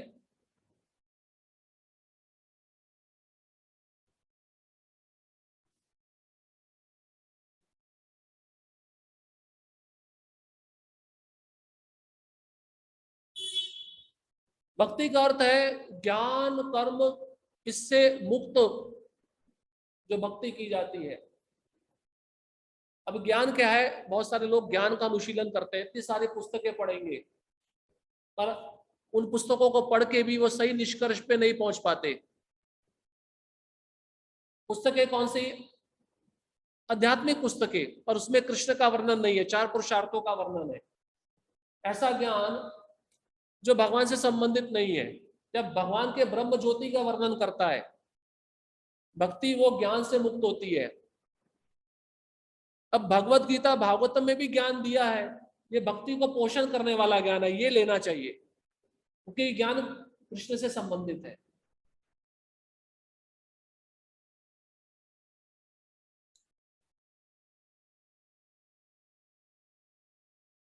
तो इसको कहते हैं भक्ति। उसके पश्चात भक्ति कैसे करनी चाहिए? अभी आपको बताया अनुकूल भाव से करनी चाहिए, आपको उदाहरण बताया। अनुकूल भाव तभी होगा जब कृष्ण के प्रति प्रेम होगा। और क्यों करनी चाहिए भक्ति? क्योंकि हमको जन्म मृत्यु के चक्र से छूटना है, मुक्त होना है, हमें भगवान के धाम वापस जाना है, इसलिए भक्ति करनी चाहिए। और भक्ति कौन कर सकता है? कोई भी कर सकता है। उदाहरण के रूप में गजेंद्र ने भक्ति की, जो एक पशु के शरीर में थे। हनुमान जी ने भक्ति की, वो वानर के शरीर में थे। कुब्जा है, जटायु है, भक्ति कोई भी कर सकता है। और कहाँ करनी चाहिए, प्रभुपाद जी आगे बताएंगे, भक्ति केवल इस्कॉन में करनी चाहिए, क्योंकि अन्य संप्रदाय आपको भक्ति नहीं सिखा रहे। केवल और केवल अंतरराष्ट्रीय कृष्ण भावनामृत संघ आपको भक्ति सिखा रहा है, क्योंकि दिन से लेकर रात तक भक्ति की क्रियाएं तो चल रही है ना। सुबह भागवतम का श्रवण होता है, श्रवणम भक्ति, महामंत्र का कीर्तन होता है, कीर्तनम भक्ति। आप श्रवण अच्छे से करोगे तो आपको स्मरण अच्छे से होगा। फिर पाद सेवनम, जो पुजारी होते हैं भगवान के चरणों को दबाते हैं या इन पांवों को मंदिर के मार्जन में लगाते हैं, ये भी पाद सेवनम भक्ति है। अर्चनम, रोज 6 बार आरती होता है, इसको षोडशोपचार कहते हैं। 16 वस्तुओं से, षोडश मतलब 16 वस्तुओं से भगवान की अर्चना करना, अभिषेक होता है रोज। ये भक्ति है जो इस्कॉन सिखा रहा है, जो ट्रेनिंग दे रहा है।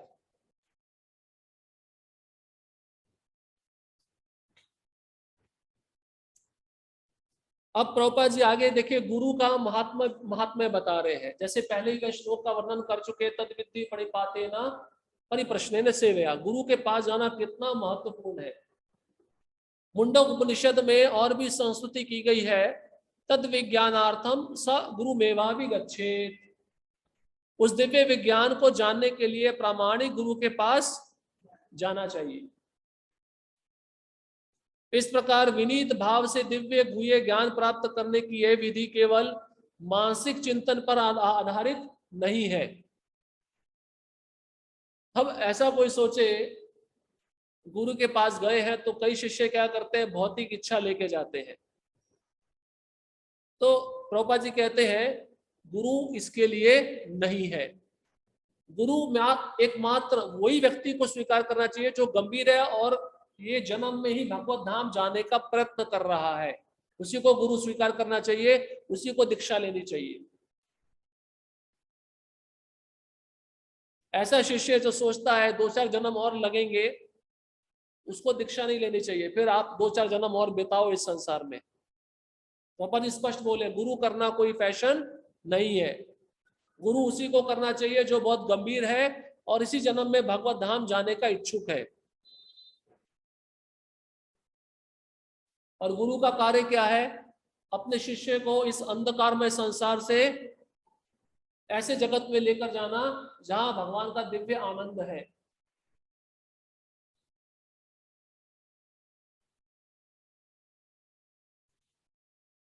इस प्रसंग में श्री चैतन्य महाप्रभु ने रूप गोस्वामी को बतलाया है, ब्रह्मांड भ्रमिते कौन भाग्यवान जीव, गुरु कृष्ण प्रसादे पाए भक्ति लता बीज। ब्रह्मा की सृष्टि का विचरण करते समय कोई भाग्यशाली प्राणी भक्ति लता बीज प्राप्त कर सकता है। यह सब गुरु एवं कृष्ण की कृपा से ही संभव है। आप सभी भाग्यशाली जीव हो जो यहाँ पे बैठे हो या सुन रहे हो, क्योंकि भगवान कृष्ण ने आपको चुना है। गुरु की कृपा से कृष्ण मिलते हैं और कृष्ण की कृपा से गुरु मिलते हैं।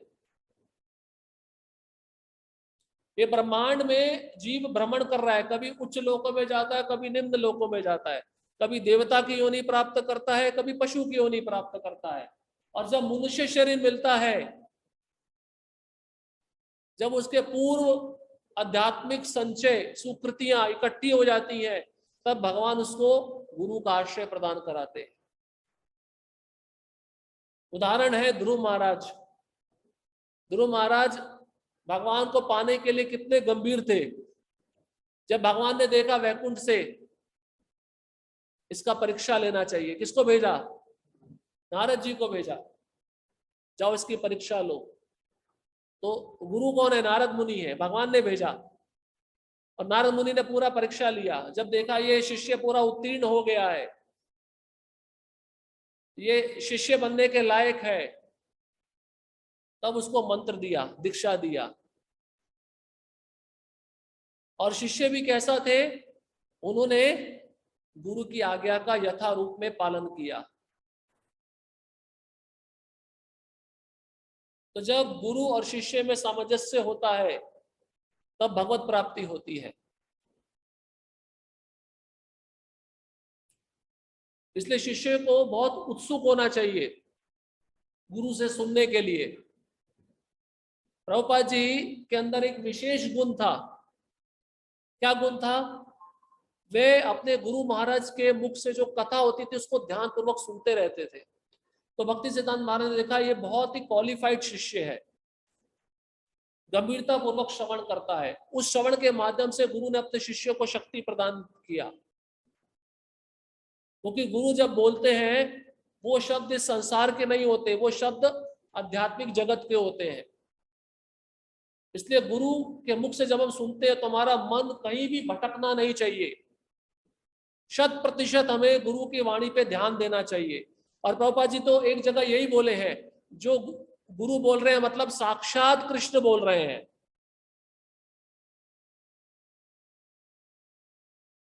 इसलिए ये श्लोक बहुत महत्वपूर्ण है। अगर हम इस ब्रह्मांड में जो चक्र का भ्रमण है इसको रोकना चाहते हैं तो हमको गुरु की आज्ञा का पालन करना होगा। और ये सब सुविधाएं प्राप्त होने के बाद भी अगर हम इन सुविधाओं का लाभ नहीं उठाते तो उसको क्या कहा गया है?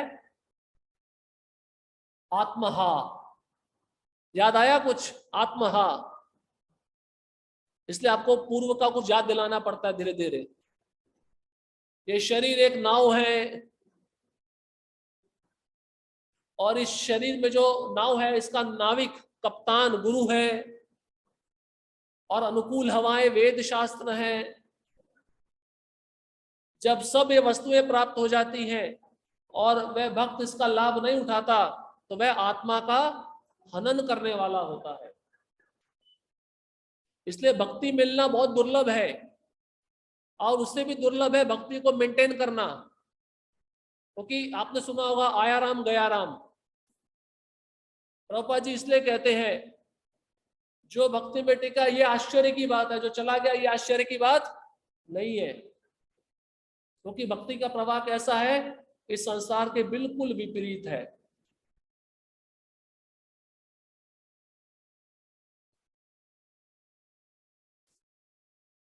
ये भौतिक जगत आनंदमय जीवों के लिए बंदी गृह जैसा है। वे वास्तव में इस सापेक्षिक सुख के संसार रूपी बंदी गृह से मुक्त होना चाहते हैं, लेकिन मुक्ति की विधि ना जानने के कारण वे एक योनि से दूसरी योनि में और एक लोक से दूसरे लोक में देहांतर करने के लिए बाध्य हैं। भागवतम के 11वें स्कंद में निमि महाराज और नव योगेंद्रों का संवाद आता है। उसमें निमि महाराज ने एक प्रश्न पूछा, नव योगेंद्रों से पूछा, इस संसार में सबसे बड़ा खजाना क्या है? सबसे बड़ा ट्रेजर क्या है? Real treasure. सब लोग खजाना ढूंढना चाहते हैं ना, किले में जाके खजाना ढूंढते हैं, या कभी कभार जमीन खोदी जाती है तो चांदी की ईंटें निकलती हैं। उत्तर सुनिए, जब नव योगेंद्र कहते हैं दुर्लभम मानुषम जन्म देही नाम क्षण भंगुरा तत्रापि दुर्लभम मन्ने वैकुंठ प्रिय दर्शनम। निमि महाराज को नव योगेंद्र कहते हैं दुर्लभम मानुषम जन्म, ये मनुष्य जन्म बहुत दुर्लभ है। जब स्त्री पुरुष का संग होता है, जो वीर्य होता है, वीर्य की बूंदें बहुत सारी होती है पर उसमें से एक ही बूंद में आत्मा प्रवेश करती है, बाकी सारे वीर्य की बूंदें नष्ट हो जाती हैं। वो भाग्यशाली जीव ही मनुष्य योनि प्राप्त कर पाता है। और उसमें भी तत्रापि दुर्लभम मन्ने दुर्लभम मानुषम जन्म देही नाम क्षण भंगुरा। अभी मनुष्य जीवन प्राप्त हो गया पर इसकी क्या गारंटी है? इसलिए क्या कहते हैं? देही नाम क्षण भंगुरा, ये किसी भी समय नष्ट हो सकता है, क्षण भंगुर। कल ही एक गायक एक कॉन्सर्ट कर रहा था, गा रहा था, अचानक से उसको पसीना आने लगा, उसको घबराहट होने लगी, बीच गाना छोड़ के गया, उसको हार्ट अटैक आया, मृत्यु हो गई। देही नाम क्षण भंगुरा, किसी भी समय गिर सकता है। कोई गारंटी नहीं है कि यहां से हम घर पहुंच भी पाएंगे या नहीं पहुंच पाएंगे। उसमें भी क्या है, तत्रापि दुर्लभम मन्ये, उसमें भी दुर्लभ एक वस्तु है। कौन सी दुर्लभ है? वैकुंठ प्रिय दर्शनम, भक्तों का संग, जो आपको वैकुंठ पति का दर्शन करा सकते हैं। वैकुंठ पति का दर्शन होता नहीं होता, सामने बैठे वैकुंठ पति, इनमें और वैकुंठ पति में कोई अंतर नहीं है। इसको गंभीरता पूर्वक लेना चाहिए। इसलिए प्रभुपाद जी कहते हैं एक लोक से दूसरे लोक, एक योनि से दूसरी योनि में जीवात्मा भ्रमण कर रहा है। अरे कब रुकेगा? जब आप भक्तों की संगति में आओगे और उनकी आज्ञा का पालन करोगे। जब सौभाग्य से कोई जीव किसी शुद्ध भक्त के संसर्ग में आता है और धैर्य पूर्वक उससे सुनता है, तो वह भक्ति पथ का अनुसरण करने लगता है। देखिए यहां पे अभी धैर्य का बात आ रहा है। धैर्य पूर्वक श्रवण करना होगा, धैर्य पूर्वक, पेशेंस। हम भक्ति करना शुरू किए हैं, उसका फल आज नहीं मिलेगा, आपकी गंभीरता पे निर्भर करता है। आप गंभीर हो तो आपको फल जल्दी मिलेगा, आप गंभीर नहीं हो तो आपको फल देर से मिलेगा। धैर्य, प्रभुपाद जी ने तात्पर्य थोड़ा मिक्स करके लिखा है, ऐसा पर्टिकुलर नहीं है कि पहले उत्साह आ गया, निश्चय आ गया, धैर्य आ गया। तो धैर्य का वर्णन हो रहा है, धैर्य पूर्वक श्रवण करना होगा और सतत श्रवण करते रहना होगा। ये कोई ऐसी विधि नहीं है केवल थोड़े समय के लिए श्रवण किया और मुक्त हो गए, नहीं। प्रभुपाद जी भगवत गीता के तात्पर्य में एक सुंदर कहानी सुनाते हैं, गौरिया पक्षी की। तो गौरिया पक्षी का अंडे समुद्र चुरा ले गया था। उसने क्या संकल्प लिया? मैं समुद्र को सुखा दूंगी। छोटी सी पक्षी है, समुद्र को सुखा सकती है, पर उसने उत्साह दिखाया। समझिए, उत्साह, इसको सुखा के रहूंगी। उसके बाद में उसका निश्चय था, दिखने में छोटी हूं पर कार्य करूंगी, निरंतर करते रहूंगी। कैसा कार्य? तो चोंच में पानी का एक एक बूंद लेके अलग जगह पे जाके डालूंगी।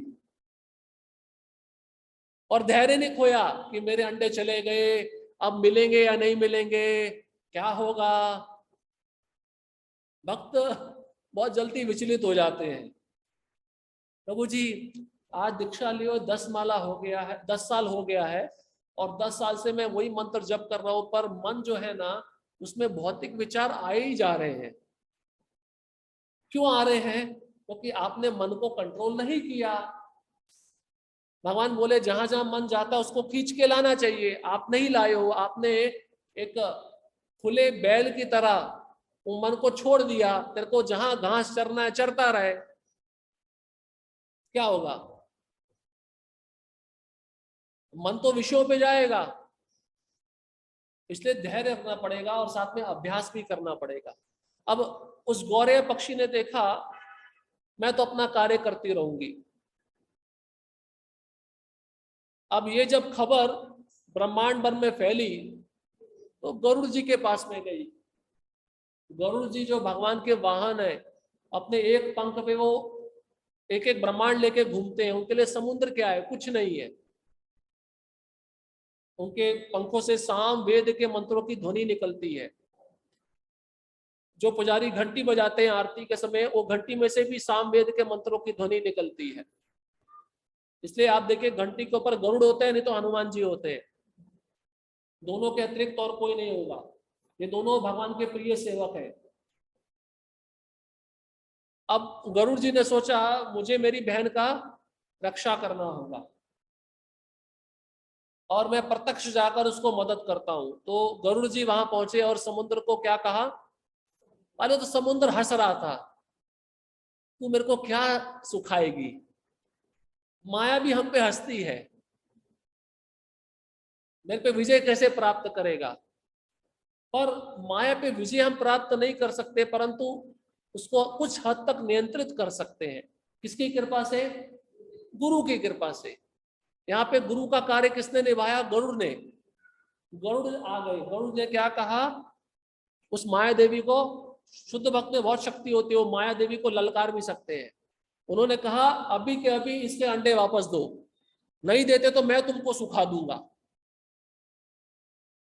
अब भगवान का जो वाहन है उनसे पंगा कौन लेगा? अब ये सुनकर समुद्र बहुत भयभीत हो गया। समुद्र ने समझ लिया अगर मैंने अंडे नहीं दिए तो सचमुच ये भगवान के जो वाहन है, पूजनीय है, श्रेष्ठ भक्त है, ये मेरे को सुखा देंगे। तुरंत समुद्र ने लाकर अंडे वापस दे दिए। इसलिए इससे हमें क्या शिक्षा मिलती है? वो जो गौरैया पक्षी हैं वो सब हम सब जीव हैं, और जो अंडे खो गए हम अपनी कृष्ण भावनामृत को खो चुके हैं, और जो गरुड़ है वो गुरु है, और समुद्र है वो माया है। जब हम गुरु के चरणों का आश्रय लेते हैं तो हमें हमारी सुप्त कृष्ण भावना जिसको हम खो चुके हैं उसको हम पुनः प्राप्त कर लेते हैं।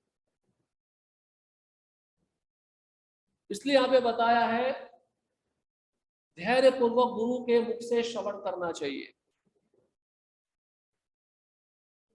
नारद मुनि जब व्यास देव को अपना पूर्व जन्म का इतिहास बता रहे थे उस समय भी उन्होंने यही वर्णन किया है। जो भक्ति वेदांती मेरे गांव में आए चातुर्मास्य के समय, मैंने श्रद्धा पूर्वक और धैर्य पूर्वक उनसे श्रवण किया। जब ये विधि हम अपनाते हैं तब वो विधि श्रवण की हमारे हृदय में जाकर हमारे चित्त को शुद्ध करती है, हमारे चित्त में, हमारे हृदय में जो कल्मश है उसको हटा देती है। इसलिए सुनने के बाद हमें चिंतन भी करना चाहिए। हम चिंतन नहीं करते, मनन नहीं करते। चिंतन मनन के बाद निधि ध्यासन होता है। निधि ध्यासन मतलब अपने जीवन में उतारना। इसलिए वो श्रवण की विधि हमको लाभ प्रदान नहीं करती।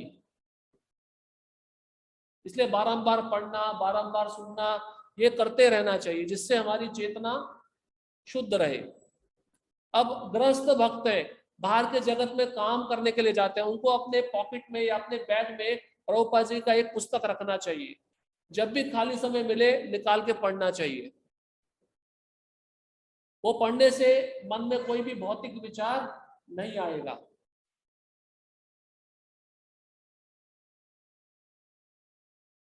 ऐसा सुअवसर केवल निष्ठावान व्यक्ति को प्रदान किया जाता है। देखिए प्रभुपाद जी क्या लिख रहे हैं, गुरु से धैर्य पूर्वक सुनना ऐसा अवसर किसको मिलता है? निष्ठावान व्यक्ति को मिलता है।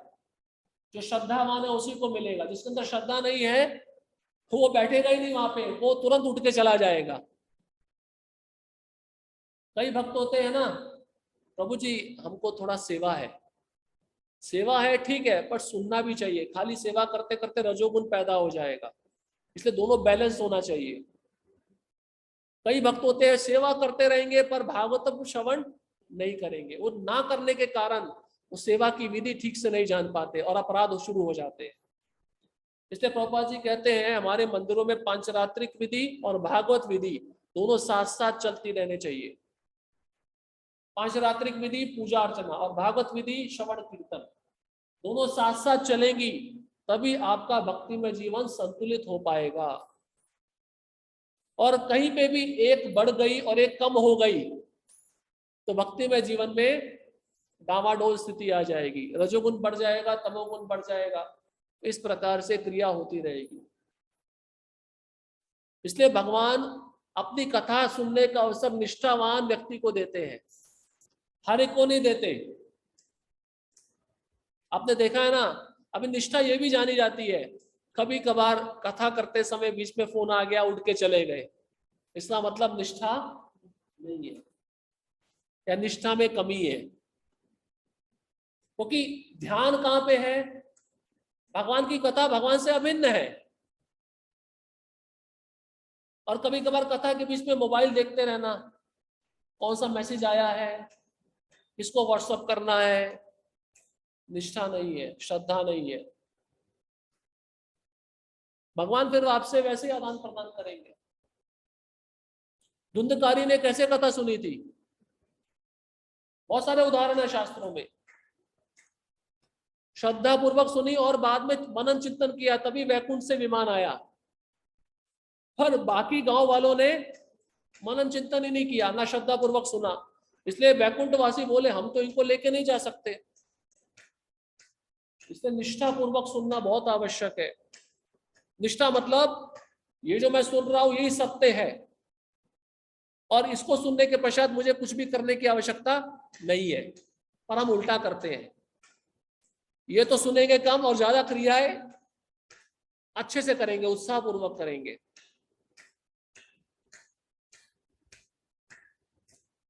कृष्ण भावनामृत का अंतर्राष्ट्रीय संघ मानवता को समान रूप से ऐसा अवसर प्रदान करता है। अब प्रभुपाद जी कहते हैं जो हमने संस्था बनाई है ये सब समान लोगों के लिए है। कोई काला है, कोई गोरा है, कोई ऊंचा है, कोई नीचा है, कोई अमीर है, कोई गरीब है, सबको सुनने का मौका दिया जा रहा नहीं दिया जा रहा।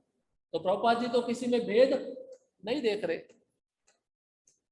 तो शुद्ध भक्त सबको समान दृष्टि से देखते हैं, उनके अंदर भेदभाव की दृष्टि नहीं होती। यदि भाग्यवश कोई व्यक्ति भक्ति में प्रवृत्त होने के इस अवसर का लाभ उठाता है तो उसके लिए तुरंत ही मुक्ति का मार्ग खुल जाता है। देखिए कितना इंपॉर्टेंट स्टेटमेंट प्रभुपाद जी बोल रहे हैं। इसलिए प्रभुपाद जी रोज अपने मंदिरों में सुबह के समय भागवतम का कक्षा रखे हैं और शाम को भगवत गीता की कक्षा रखे हैं। जिसको सुनने का अवसर लाभ प्राप्त हो जाता है तो उसके लिए मुक्ति का द्वार खुल जाता है। मुक्ति का द्वार मतलब भगवत धाम जाने का द्वार खुल जाएगा। पहली विधि यही है, श्रवण।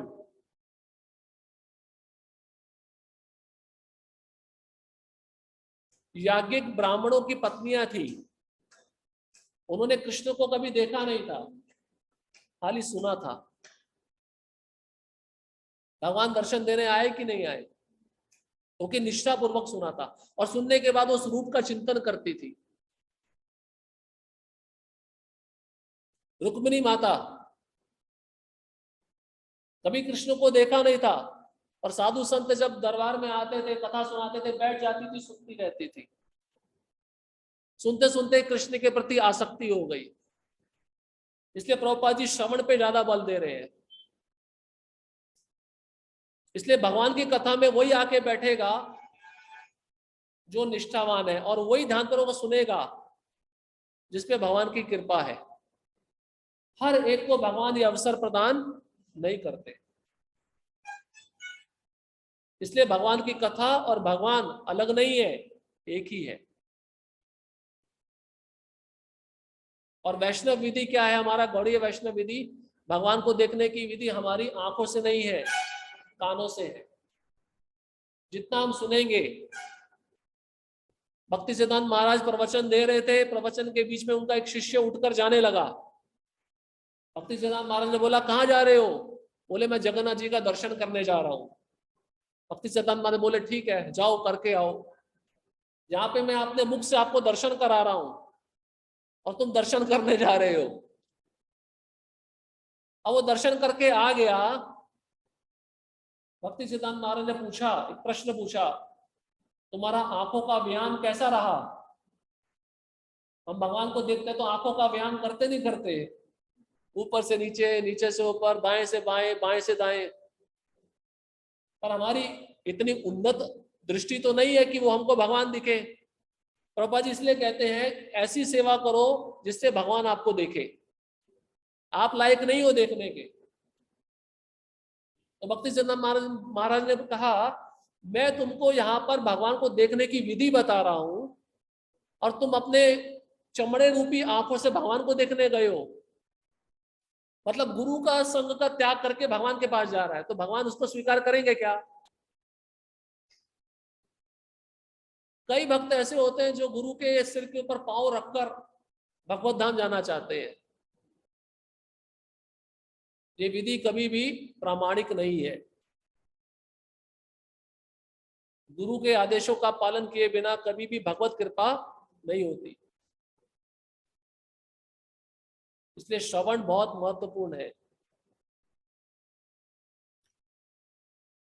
मनुष्य को चाहिए कि भगवत धाम वापस जाने के इस अवसर को अत्यंत उत्साह पूर्वक स्वीकार करे। उत्साह आ गया, पहले धैर्यता में उत्साह आ गया, इसलिए सुनना चाहिए। सत्संग है, चलो दौड़ के जाएंगे, सेवा करेंगे। प्रभु जी आज घर में अड़चन आ गई है, थोड़ा नहीं आ पाएंगे, आज ये समस्या है। वो उत्साह में पूरा विघ्न आ गया। अग्नि प्रज्वलित होती है ना, आप उसमें घी डालोगे तो और बढ़ती जाएगी। आप उत्साही भक्त का संग लोगे तो आपका उत्साह और बढ़ता जाएगा। पर आपने उस प्रज्वलित अग्नि में अगर पानी डाल दिया तो वो तो बुझ भी जाएगी और धुआं भी छोड़ेगी। ऐसे भक्त का संग मिल गया, भक्त तो नहीं, कर्मी व्यक्ति का, जिसका भगवान के ऊपर कोई भी श्रद्धा नहीं है, तो वो अपने संग से आपको प्रभावित कर देगा। फिर मार्ग सत्संग की तरफ ना जाते हुए कहां जाएगा? कार के भौतिक जगत में जाएगा। और ऐसे बहुत सारे क्रियाकलाप हैं जो हमको भगवान से दूर रखते हैं। उत्साह के बिना कोई सफल नहीं हो सकता। सही बात है ना, प्रभुपाद जी कह रहे हैं। इस जगत में हम देख रहे हैं ना, आप सोचो कोई बहुत अच्छा सिंगर है, कितना पत्ते पालता है, वो आइसक्रीम नहीं खाता, ठंडा चीज नहीं खाता, क्योंकि आवाज बैठ जाएगी। उत्साहपूर्वक कर रहा नहीं कर रहा, क्योंकि मुझे अच्छी आवाज निकालनी है। ओलंपिक आता है 4 साल के बाद, 4 साल तक जो एथलीट होते हैं, जो खिलाड़ी होते हैं, दिन रात मेहनत करते हैं उत्साहपूर्वक। ऐसा बताया गया है, जो मोहम्मद अली था, अमेरिका का बहुत फेमस बॉक्सिंग चैंपियन, अभी तो नहीं रहा वो, 6 महीने तक उसने स्त्री संघ छोड़ दिया था चैंपियन बनने के लिए। क्योंकि अगर आपको एकाग्रता चाहिए तो स्त्री संघ छोड़ना पड़ता है, ब्रह्मचर्य व्रत का पालन करना पड़ता है। अमेरिका में बहुत कठिन है। 6 महीने तक उसने स्त्री संघ छोड़कर पूरा फोकस किया मुक्केबाजी पे, जीत गया। खाना पीना कम कर दिया, सोना कम कर दिया। अब ये लोग उत्साहपूर्वक इतना सब कर सकते हैं, तो भक्त को क्या नहीं करना चाहिए? अब ऐसा उत्साह आप यहां पे दिखाओ, कृष्ण आपके लिए उपस्थित हो जाएंगे। कृष्ण हमारे अंदर वो गुण देखना चाहते हैं। अभी कृष्ण देख रहे हैं वो गुण है नहीं, है तो बहुत कम है, अभी अंकुरित मात्रा में है, अभी खिला नहीं है। जब खिलेगा तब मैं सामने आऊंगा। यहां तक कि भौतिक जगत में भी सफल होने के लिए मनुष्य को अपने कार्य क्षेत्र में अत्यधिक उत्साही बनना होता है। अभी मैंने आपको उदाहरण बता दिया। विद्यार्थी देखो उत्साही बनता नहीं बनता है, आईआईटी पास करना है मुझे, सोता ही नहीं है, रात रात भर चाय पीता है जगने के लिए। फिर दूसरा उदाहरण है व्यापारी, पैसे के लिए दूसरे देश में जाएगा, सामान को, अपने पदार्थ को दुगने दाम में बेचेगा, उसके लिए उसको कम खाना पड़े, कम सोना पड़े, चलेगा। ये उत्साह है। तीसरा कलाकार, स्टेज पे परफॉर्मेंस करना है, प्रैक्टिस करेगा दिन रात, उत्साह। वो उत्साह ना एक फ्यूल की तरह, फ्यूल फ्यूल समझते हो? गाड़ी में जब पेट्रोल डालते हैं तभी तो गाड़ी चलेगी ना। ये उत्साह से धक्का मिलता है मनुष्य को, पर ये भौतिक उत्साह है। या अन्य कोई भी व्यक्ति जो अपने क्षेत्र में सफलता चाहता है, उसे उत्साही बनना पड़ता है। इसी प्रकार से भक्ति के क्षेत्र में भी मनुष्य को अत्यंत उत्साही होना पड़ता है। उत्साह का अर्थ है कर्म, लेकिन यह कर्म किसके लिए? किसके लिए? कृष्ण के लिए, राधा श्याम सुंदर के लिए। इसका उत्तर है कि मनुष्य को कृष्ण के लिए सदैव कर्म करना चाहिए। कृष्ण अर्थ अखिल चेष्टा, अखिल मतलब दिन से लेकर रात तक जो कार्य है वो कृष्ण के लिए होने चाहिए, उसको कहते हैं उत्साह। अगर ये उत्साह भक्त में नहीं है तो भक्ति में ज्यादा समय नहीं टिक पाएगा। इसलिए उत्साह प्राप्त करने का एक और अच्छा साधन है उत्साही भक्तों का संग लो, जो सेवा के लिए सबसे आगे आते हैं, श्रवण के लिए सबसे आगे आके बैठते हैं। कोई भी सेवा हो, कोई भी भक्ति काम हो, सबसे आगे आके करेंगे। उन भक्तों का संग लो तो आपके अंदर उत्साह आ जाएगा। ठीक है, आज उत्साह पे थोड़ा चर्चा किया। अभी अगले सप्ताह हम दूसरे विषय पे चर्चा करेंगे, निश्चय और धैर्य पे करेंगे। ठीक है, समय हो गया, समाप्त करते हैं। हरे कृष्णा कृष्णा कृष्णा हरे हरे, हरे राम राम राम हरे हरे।